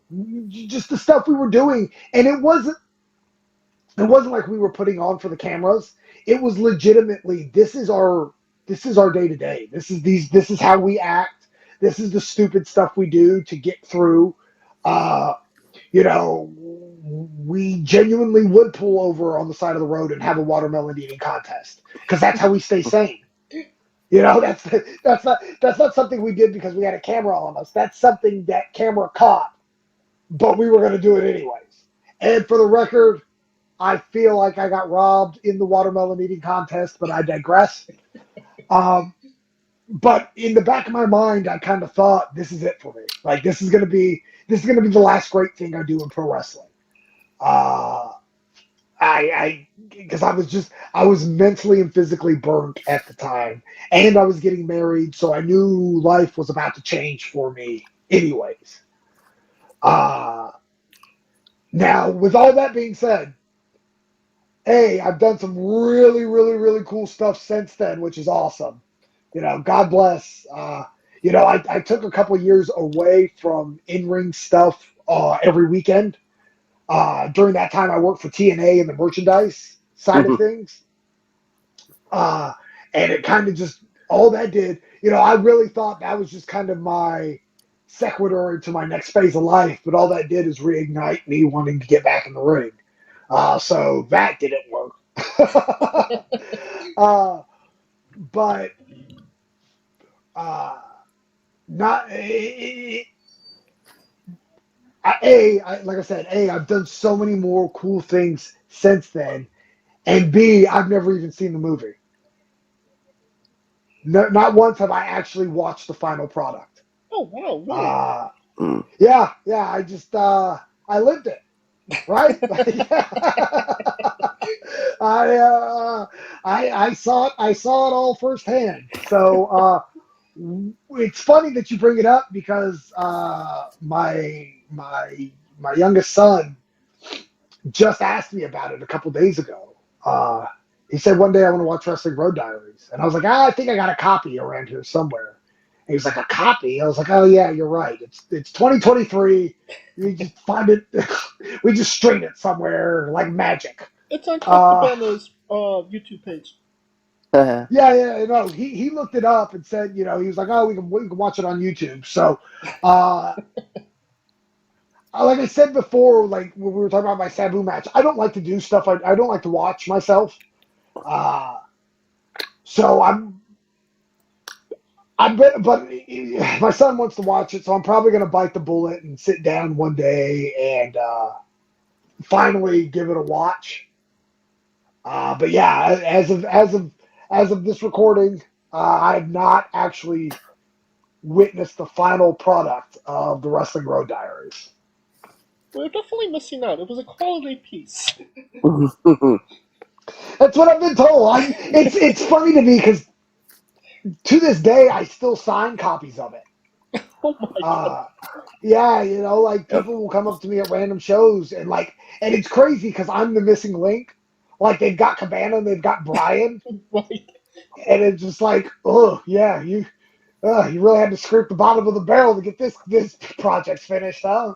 Like, if you got Cabana and Brian, all you're doing is tarnishing your DVD by having me sign it. I think that's a great segue into the colossal question, no, Stevie? Yeah. Yep. Yeah, you know what? Let's go with it. All right. So, hypothetical situation here. Let's say the only remaining movie studio in existence is creating the Sal Rinauro career blockbuster movie. Man, Hollywood really has run out of ideas. Oh wait. Oh no, we're just getting started here. So, every blockbuster movie has a blockbuster soundtrack. Yes. What would be 3 to 5 songs that would be featured on the Sal Rinauro career blockbuster soundtrack? So it's funny you ask me this question only because and showing my age. So I used to be in charge of making the mix CDs for the road. Awesome. Just because my musical taste is all over the board. Growing up in California, like I was the white guy. So like at my heart, at my epicenter, I'm just an old school hip hop head. But you fast forward. I mean, I just stood side stage in Mexico City in front of 30,000 people to watch a Smashing Pumpkins concert. Sweet. Yeah, well, like That's what a a statement, right? Yeah. Right? Like that's not something any human says. Like, I could casually throw that out. Oh, yeah.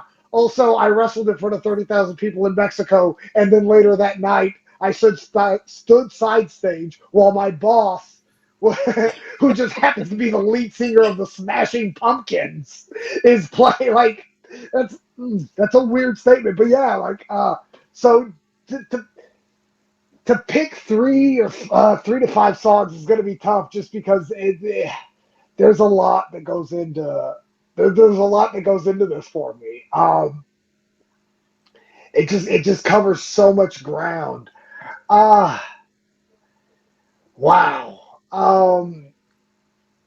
I know we're gonna have to have one banger, just one.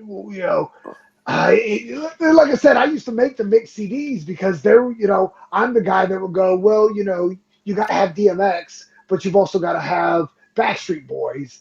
And then, like, I just heard this new country song that I don't know who sang it, but I really dig this. And you know what else we need? Some Megadeth, because that usually follows the country music sampling. Of course. And, and then, like, there's some classical music that just hits really hard that, like, there's not even lyrics. It's just the sound of it that, like, you can get lost in the moment.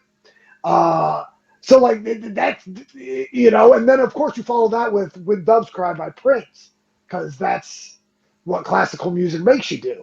Of course. So, and then you cap it off with Under the Sea from Little Mermaid, and you call it a mix CD. So yeah, this is gonna be this is hard. Wow, I was not mentally prepared for this one at all. Wow. It's funny. Wow. You could come I back would to have. it if you need more time to think. Yeah, no. So, like, I know there would definitely be. It would probably be Daydreaming by Lupe Fiasco and Jill Scott would have to be somewhere in this movie. Okay. Lupe Fiasco is one of those guys that, again, like, I love some mainstream artists, but the B, the B artists are usually the guys I go for, the lesser known artists. That Daydreaming song was something that Jimmy and I used to listen to a lot. Actually, to the point where, spoiler alert, this is information only you guys are getting. So my gear for the pay-per-view, for 312, it's going to be white gear with blue, purple, and green highlights, tassels, and mesh, because it's a hair mesh, so I got to do something for Brutus Beefcake. But the color scheme is taken from the cover of that first Lupe Fiasco album. Awesome. Yeah, and it's just because he's from Chicago, and so, like, with the pay-per-view being in Chicago, and again, like I said, that's another one of those little winks and nods to Jimmy that like, this was our dude. I'm in Chicago, like, like, it's not anything you would ever know unless I told you. Now the mesh, I'm hoping some people pick up on that I'm wearing mesh on my gear because it's a hair match and Brutus Beefcake. But the color scheme is completely from the Lupe Fiasco Food and Liquor album cover. So Daydreaming, because that was the first song I heard from him. That was Jimmy and I would rock out to that a lot.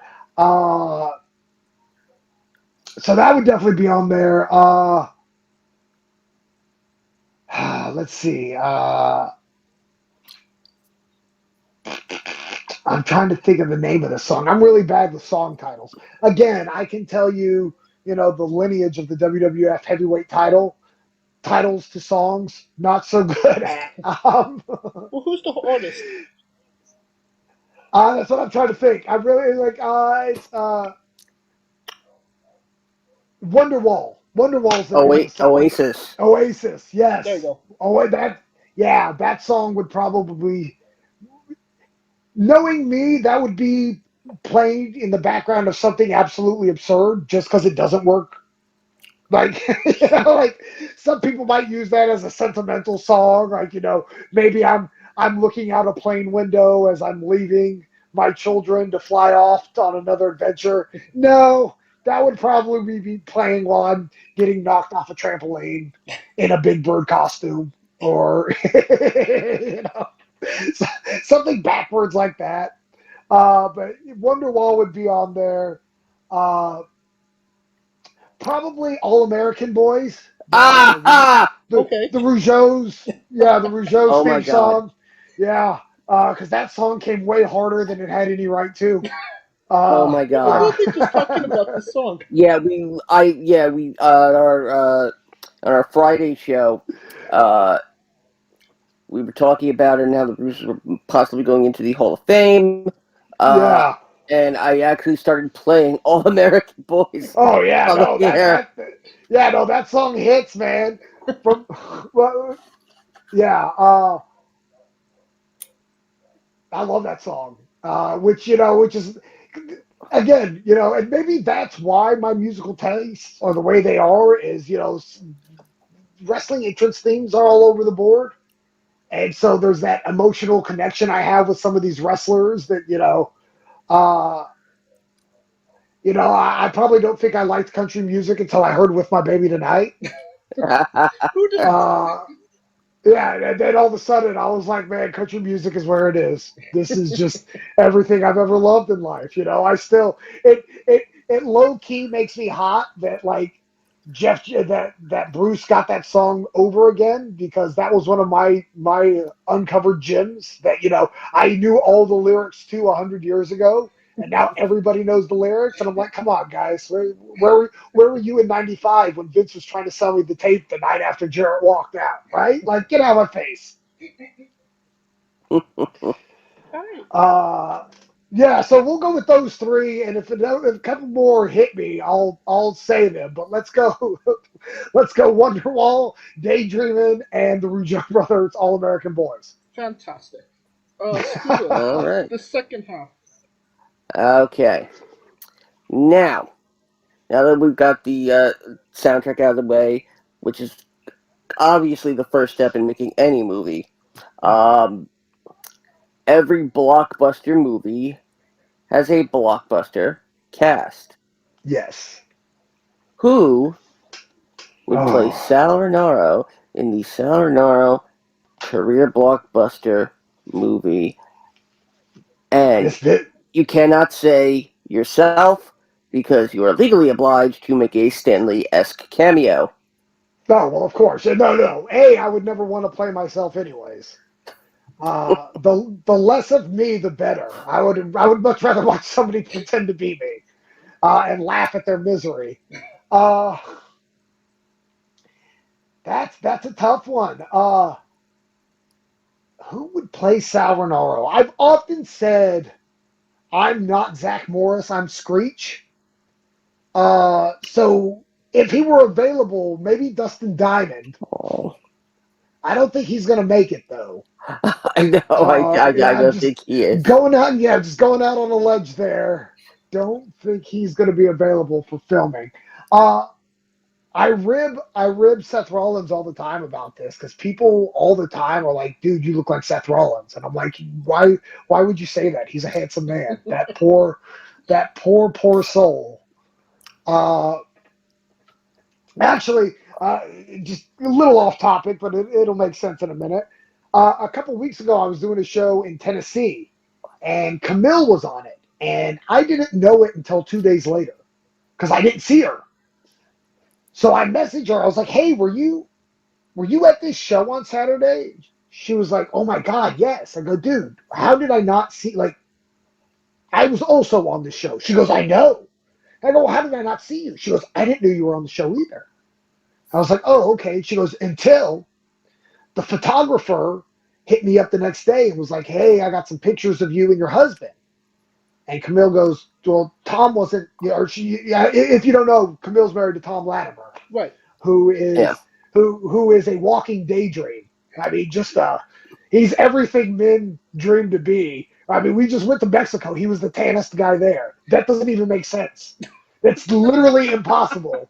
And here's this, 6'3", jacked, ripped, tan, great English accent. Anyway, so the photographer was like, "Yeah, I got some great pictures of you and your husband." And Camille goes, "Tom wasn't there." And he goes, "Yeah, he was. I got pictures of him." And she goes, "Let me see." And so he sends her the pictures, and it's me. Wow. And I was like, "Oh my God, don't tell Tom." That I wouldn't want that complex. I wouldn't want to. I wouldn't want to wake up in the morning and be Tom Latimer and have somebody say, "You look like Sal Rinauro." Like, oh my God, just cut me. That would probably hurt less. Oh my God. So maybe Tom. Let's go. You know what? Yeah, I think I should be portrayed in my film biography, whatever, by a 6'3", jacked, chiseled Englishman. So yeah, I'm gonna go Tom Latimer is starring Sal Rinauro. Awesome. And every movie has a supporting cast. Who would be Yes. 3 people in your movie, and who would play them? Okay, so I don't know his name, so you guys are gonna have to bear with me. Have you ever seen the movie Don't Tell Mom the Babysitter's Dead? Yes. So You think Keith Coogan. brother in that. Keith Sure. Coogan. That's his name, Keith Coogan. So for years we would tell everybody Jimmy Rave was the oldest brother, and Don't Tell Mom the Babysitter's Dead. Ha! I mean, that was just because it was so believable. I mean, that dude looked like young Jimmy. Oh my God. So he is definitely. I mean, that's a no-brainer. That dude is Jimmy Rave. He can eat up all the scenes he wants. If anything, to make me laugh hysterically in the back like a moron. Who else do I put in my movie?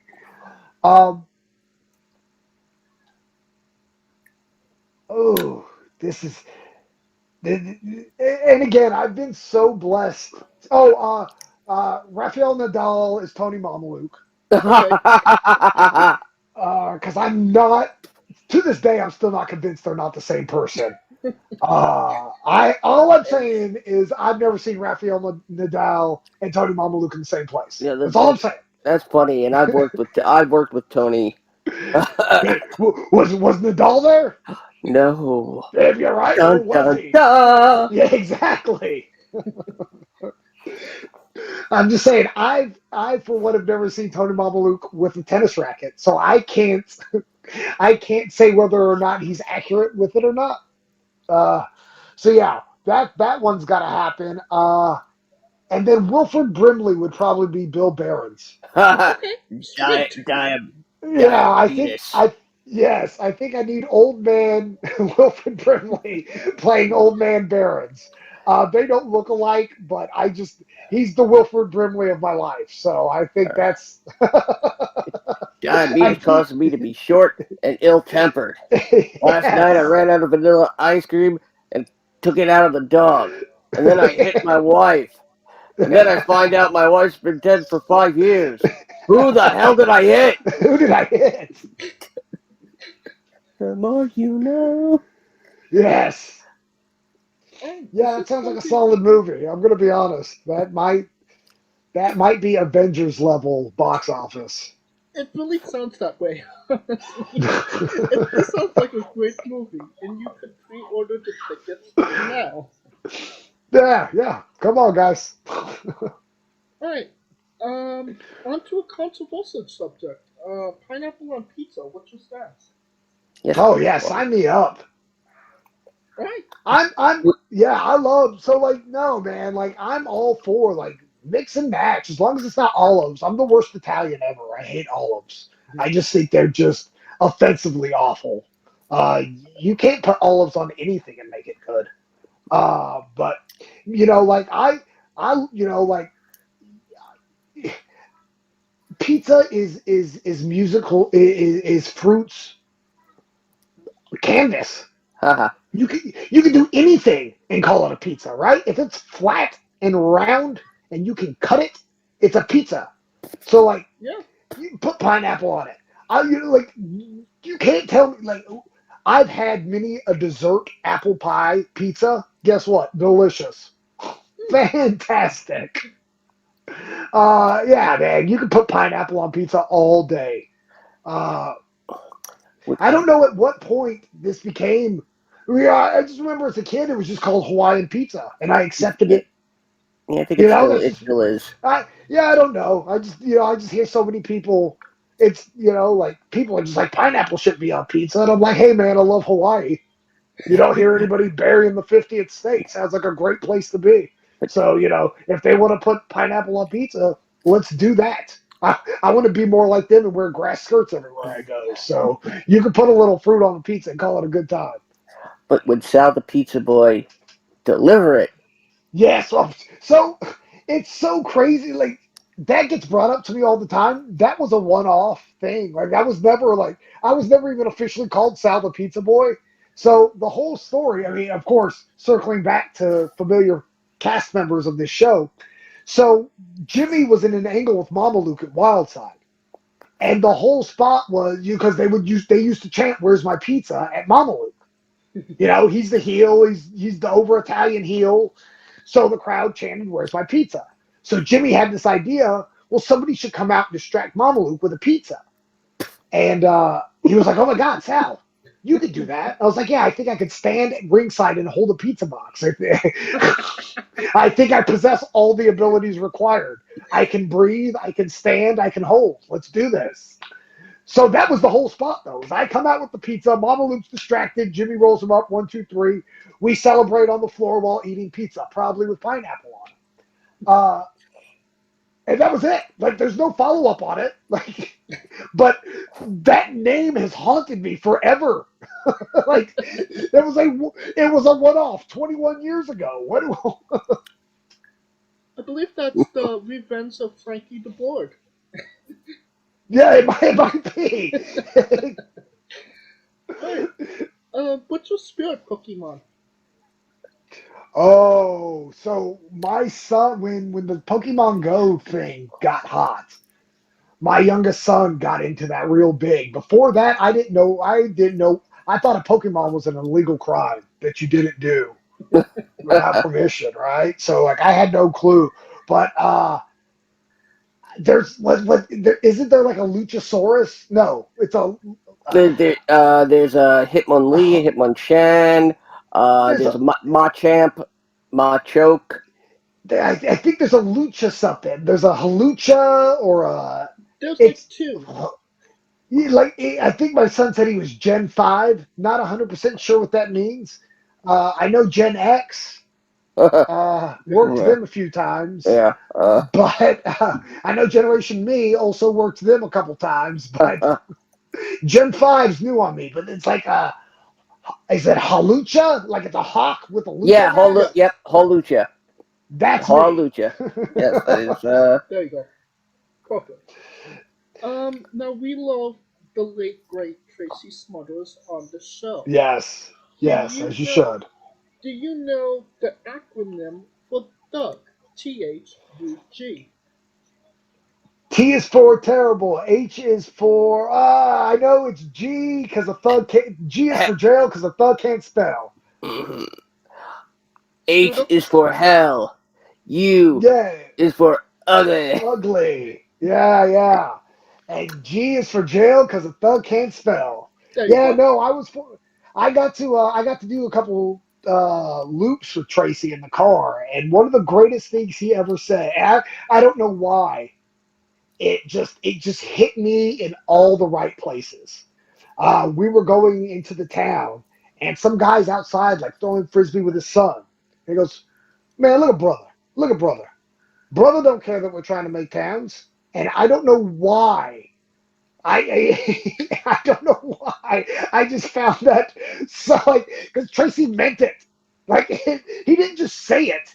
He felt the words that he was saying. Brother don't care we're trying to make towns and pay mortgages. Brother don't care. And I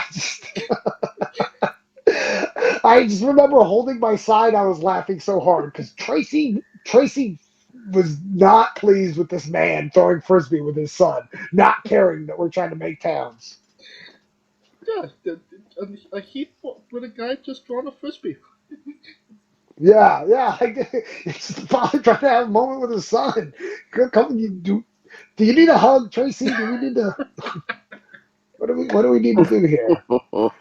But Tracy was the best, man. Tracy was he was one of those guys that was just so giving. Yeah, he could have boarded himself off and not talked to anybody because he had been everywhere and done everything, and he was the complete opposite.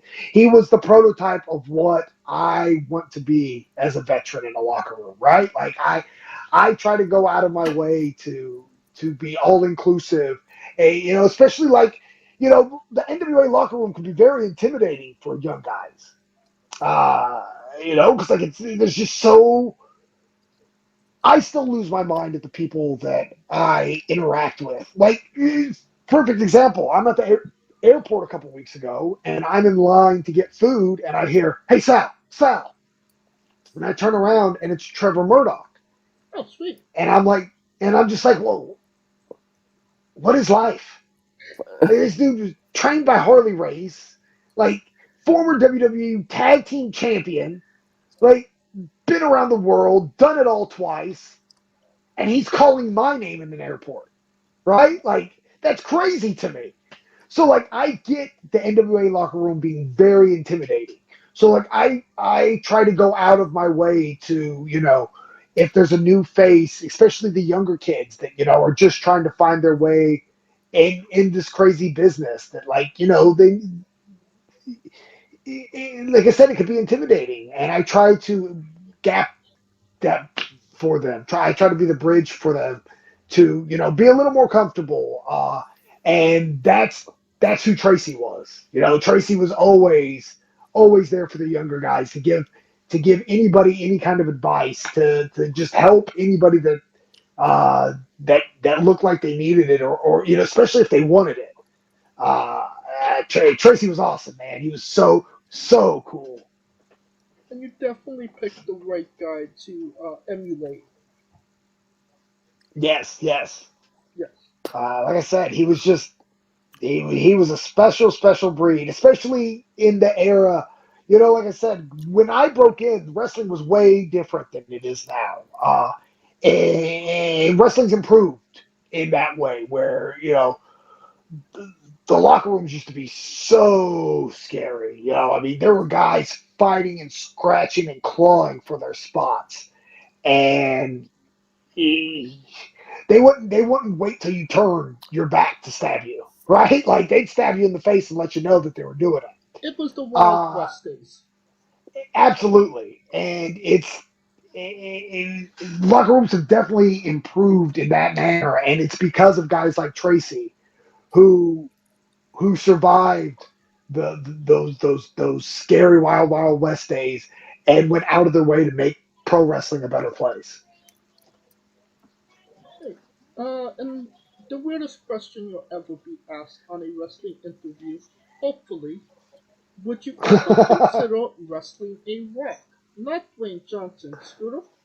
Not the country. An actual Rock.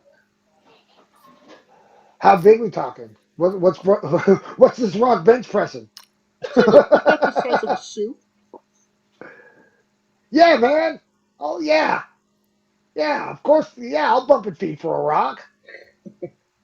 Well, just for context, there's this wrestler named Psycho Mike that wrestled an actual Rock for over 15 minutes in a Tungsten Man match, an Iron Man match that lasted for 2 weeks.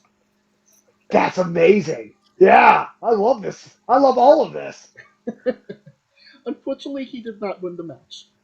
Yeah, I bet that Rock's a little stiff. Not easy to work with.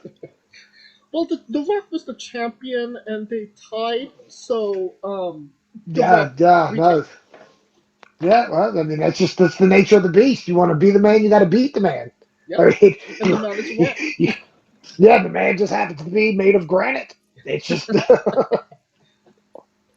All right, Scooby, do you have anything last questions? Um, Yes. Okay. So you're undoubtedly a Marvel fan. Yes, yes. Okay. My children made me that. So like, uh, all in all truthfulness, like when the first Iron Man hit, I couldn't have cared less. Comic books weren't my thing because I'm not smart and they were too difficult for me to read. If some of those bubbles don't read left to right, and it just messes with my brain. But my youngest or my eldest son got into the whole Marvel Cinematic Universe, and I mean, he was 5 or 6, 7, 8, somewhere in there. Either way, he wasn't old enough to go to the theater by himself. Someone had to take him. So by proxy, and now it's just one of those things that like I get to do it with my kids, right? Like, so that's just like, especially as they get older, there's less and less that they want to do with their crazy dad. So whenever, we have common ground, I try to jump and, seize that. And Marvel movies are one of those things that we can still do together. So it's safe to say you can name quite a few characters, correct? I like to think so, yeah. Okay. If Marvel was a wrestling promotion, what would be the main event of its biggest pay-per-view of the year? Ooh.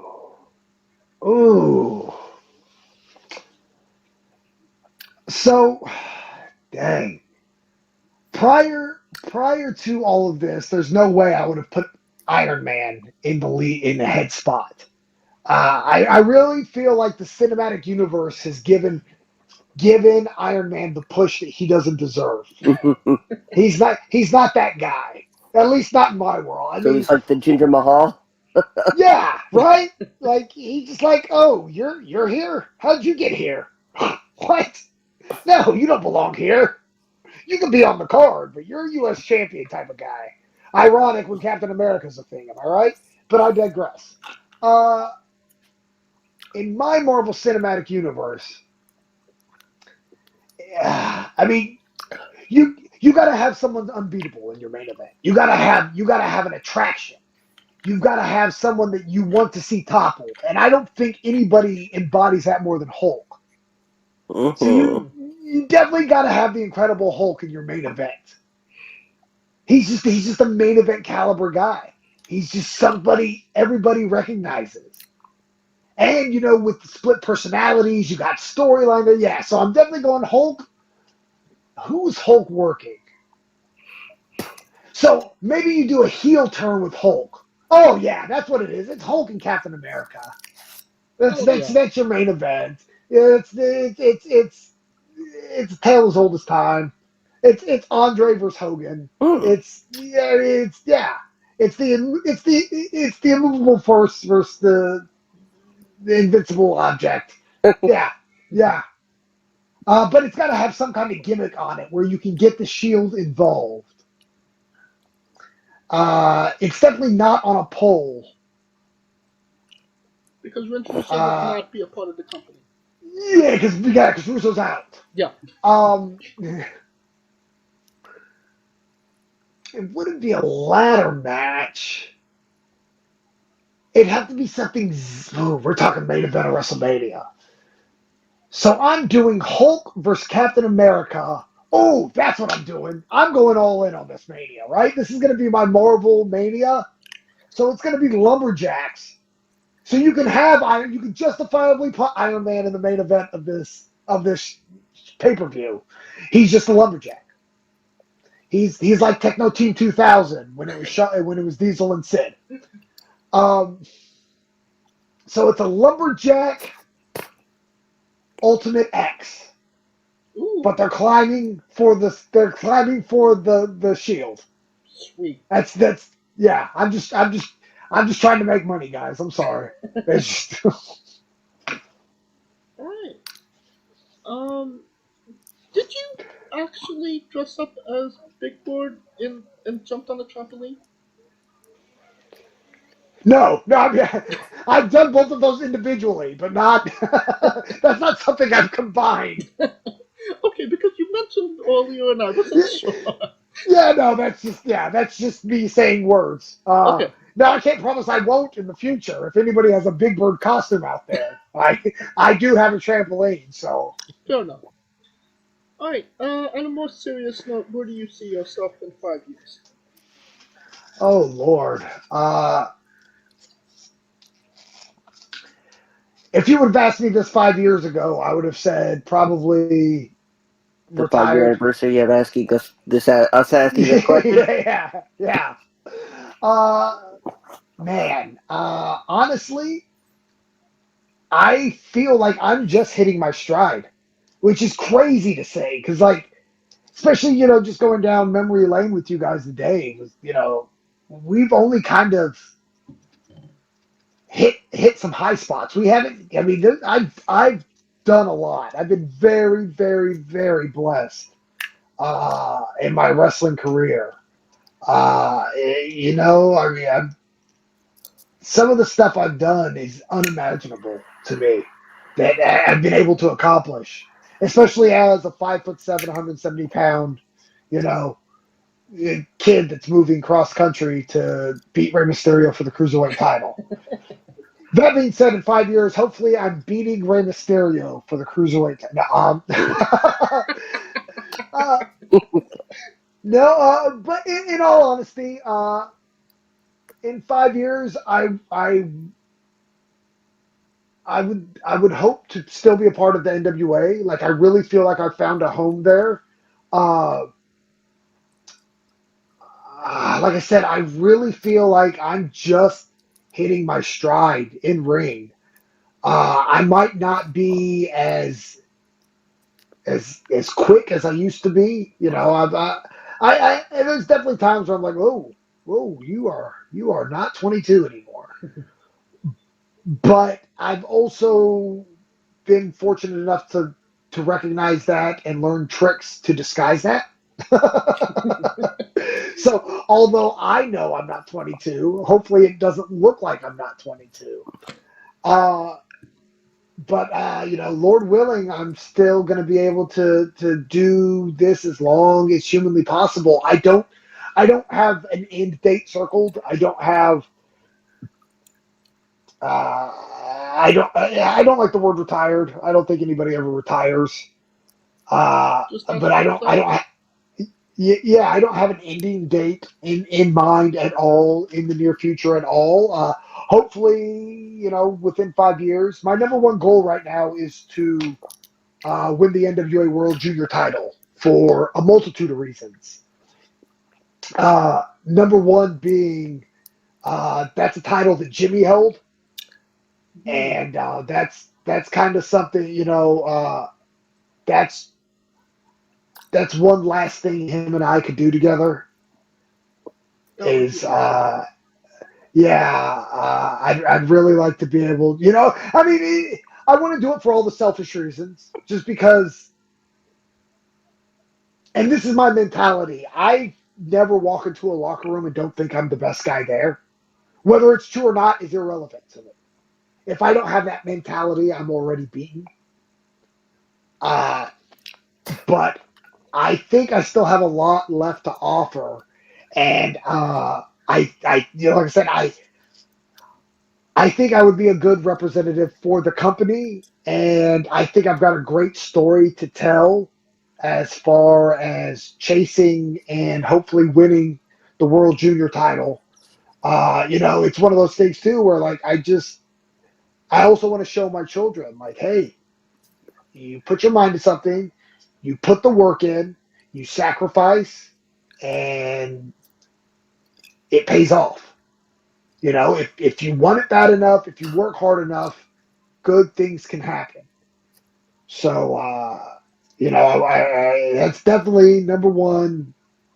Really, really want to do that. So hopefully in 5 years, I'm sharing with you how awesome my World Junior title reign was, and uh, probably a multitude of other zany stories about, being the boogeyman or or who knows what. Alright, that's awesome. And, like you said, we didn't even scratch the surface. And I'm sure that there's a part two of down the line that isn't 5 years away, because I definitely want to Yeah, talk to yeah. you before then. Well, we'll make it at least 2.5 years. We'll I will hold you to that. All right, it's a date. All right, and since we're nearing the conclusion of this interview, we are wrestling with the 8 questions of doom. Dun, dun, dun. This is our speed round, our bonus round, the round where we see who you really are. Are you ready? Let's go. Excluding yourself, greatest wrestler of all time. Shawn Michaels. Worst wrestler. Oh, is this excluding me? Excluding you. Yes. Ah, dang it. All right, worst wrestler of all time. That girl from Survivor. What was her name? Oh, Hi, have Jenna Maraska? Jenna Maraska, worst pro wrestler of all time. Okay. No, oh God. Or are you thinking of Brooke, who was with, Robbie Whoever E had on the the Amazing Race? no, I liked Brooke. Brooke was a nice young lady. No, definitely Jenna Maraska. She had the pay-per-view match with Charmel, right? That was a total train wreck. Oh, Alright. God, I'm pretty sure it was Jenna Maraska. Let's go with that. You're main eventing WrestleMania for the World Championship. Who is your opponent? Oh no. Oh no. Probably. Ooh. Ah. This was not. Let's say it's got to be Ahmed Johnson. Alright. If you could come out to anyone's entrance music, past or present, who would it be? Well, I would say the Rougeaus, but I don't even think I could represent that song properly. Uh, it's just way cooler than I'll ever be. So let's say a Jive Soul Bro. Okay. I just need to cut in here. Ashley Massaro, I believe, is the What's one we were thinking of from Survivor, China. Not, Jenna Maraska.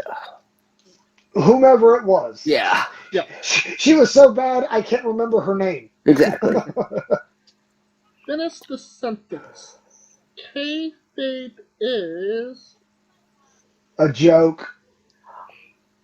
We It's also would have. it's yeah. The internet's a thing. Well, Yeah, I try to tell people all the time the secret's out, and I'm a firm believer in they can be smart to the business. They don't have to be smart to your business. But kayfabe, as it once was, is not a real thing. we also would have accepted is quite good on toast. Yes, spreads well. Squash. Vegetable or fruit? Oh, if you're talking about the Career Sal Rinauro, it's a match. We will accept that answer. New Japan wrestler Taichi, his ring gear gets smaller every year, revealing more of himself to the world. My question, what is the appropriate trunks to butt cheek ratio for ring gear? Oh, trunks to butt cheek. Again, I'm main event WrestleMania with Ahmed Johnson. So clearly, I'm a man that has no fear to see a little butt cheek action. Because somehow Ahmed Johnson Pac-Maned his tights every time. It's He just, did. yeah. Waka So, waka waka waka. yeah, I'm saying as long as you got a waistband, you're good to go. That's Okay. And the last question, the main event, the thing everybody wants to know. Have you ever had a conversation with a stranger in a supermarket about Darby Allin?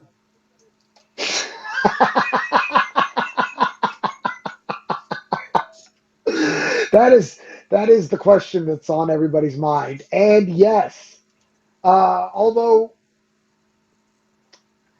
strange, well, this gentleman knew me. I have no idea who this man was. Well, he kind of knew me, which is even scarier. Uh, this actually just happened not too long ago.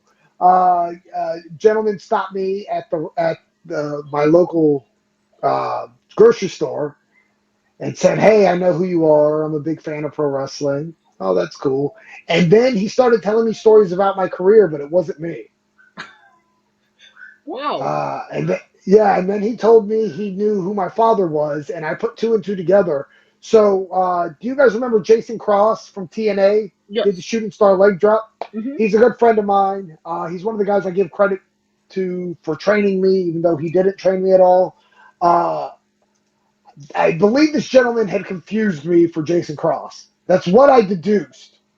But in the midst of discussing this, he asked me why I'm not in AEW right now, and then proceeded to tell me how much of a fan he was of Darby Allin. So yes, I have had a conversation in a supermarket with a stranger. So strange that it wasn't even myself that I was having the conversation. It was fake me. It was me parading as Jason Cross having a conversation with a stranger about Darby Allin in a random supermarket. Well, I think we could retire after this. Oh yeah, That was the story. I will be honest. It's kind of hard to top that one, guys. Best of luck to your next guest. I mean, Darby Allin couldn't even answer that question, so you take the crown for sure. I take my wins where I can, boys. And of course, that is the correct answer. Thank you so much for coming on and doing this with us. yes. Oh, my pleasure.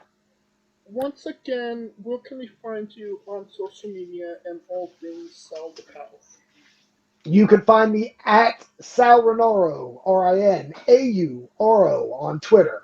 Sal_Rinauro on Instagram. You can find my pro wrestling tee store, prowrestlingtees.com/Sal Rinauro. You can see me live on pay-per-view Friday, April 7th.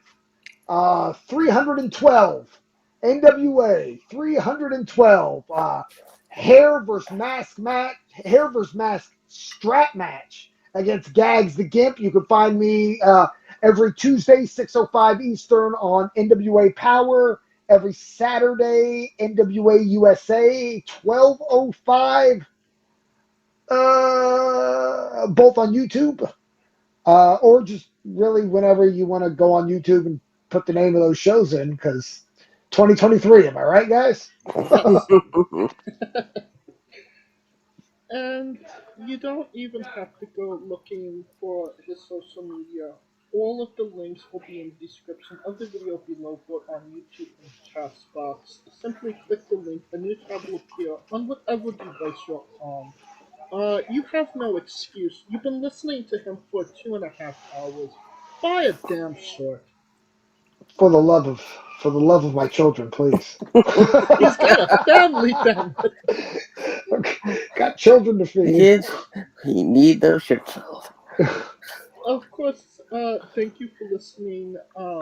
If you like what we're doing, please like, subscribe, comment on YouTube and Castbox. Of course, this was sponsored by Red Energy and Fair Coffee. Join us next Tuesday and Wednesday for new interviews. Follow the show at Wrestling with E, both on Twitter and Instagram, for information on who we're interviewing, when we're interviewing them, links to those interviews, and so much more. And you can follow me personally on Twitter at JamesJ993. Where can we find you? As always, you can find me hiding in your backseat. Find me on Twitter at ScooterDust. Keep an eye out for the remix, an alternate commentary premium audio companion experience for all your WWE premium live event alternate commentary needs. Something will be coming for WrestleMania. Keep your eyes on the social media spread. And It of was course, so good. I It was can. one of the best. Out of all the WrestleManias, it was the most recent. I'm sorry. I ate a bit of cocaine bear. And my mind went blank. I can, however, I can now announce that there will be a season 2 officially of my Dungeons and Dragons antics as my crew, led by Rico Constantino Jr., embarks on yet more hijinks at high sea. New episodes every Saturday on YouTube, live on Wednesdays on Twitch, twitch.tv/Smoking Dragons. Alright, Sal, when I say wrestling wit, you say entertainment. Gotcha. For all very special guest Sal Rinauro, Clicker Yacht Scooter Dust, I'm James J, and this has been Wrestling Wit. Entertainment. Hey folks, this is the Colossal Mike Law, and you are listening to Wrestling with Entertainment.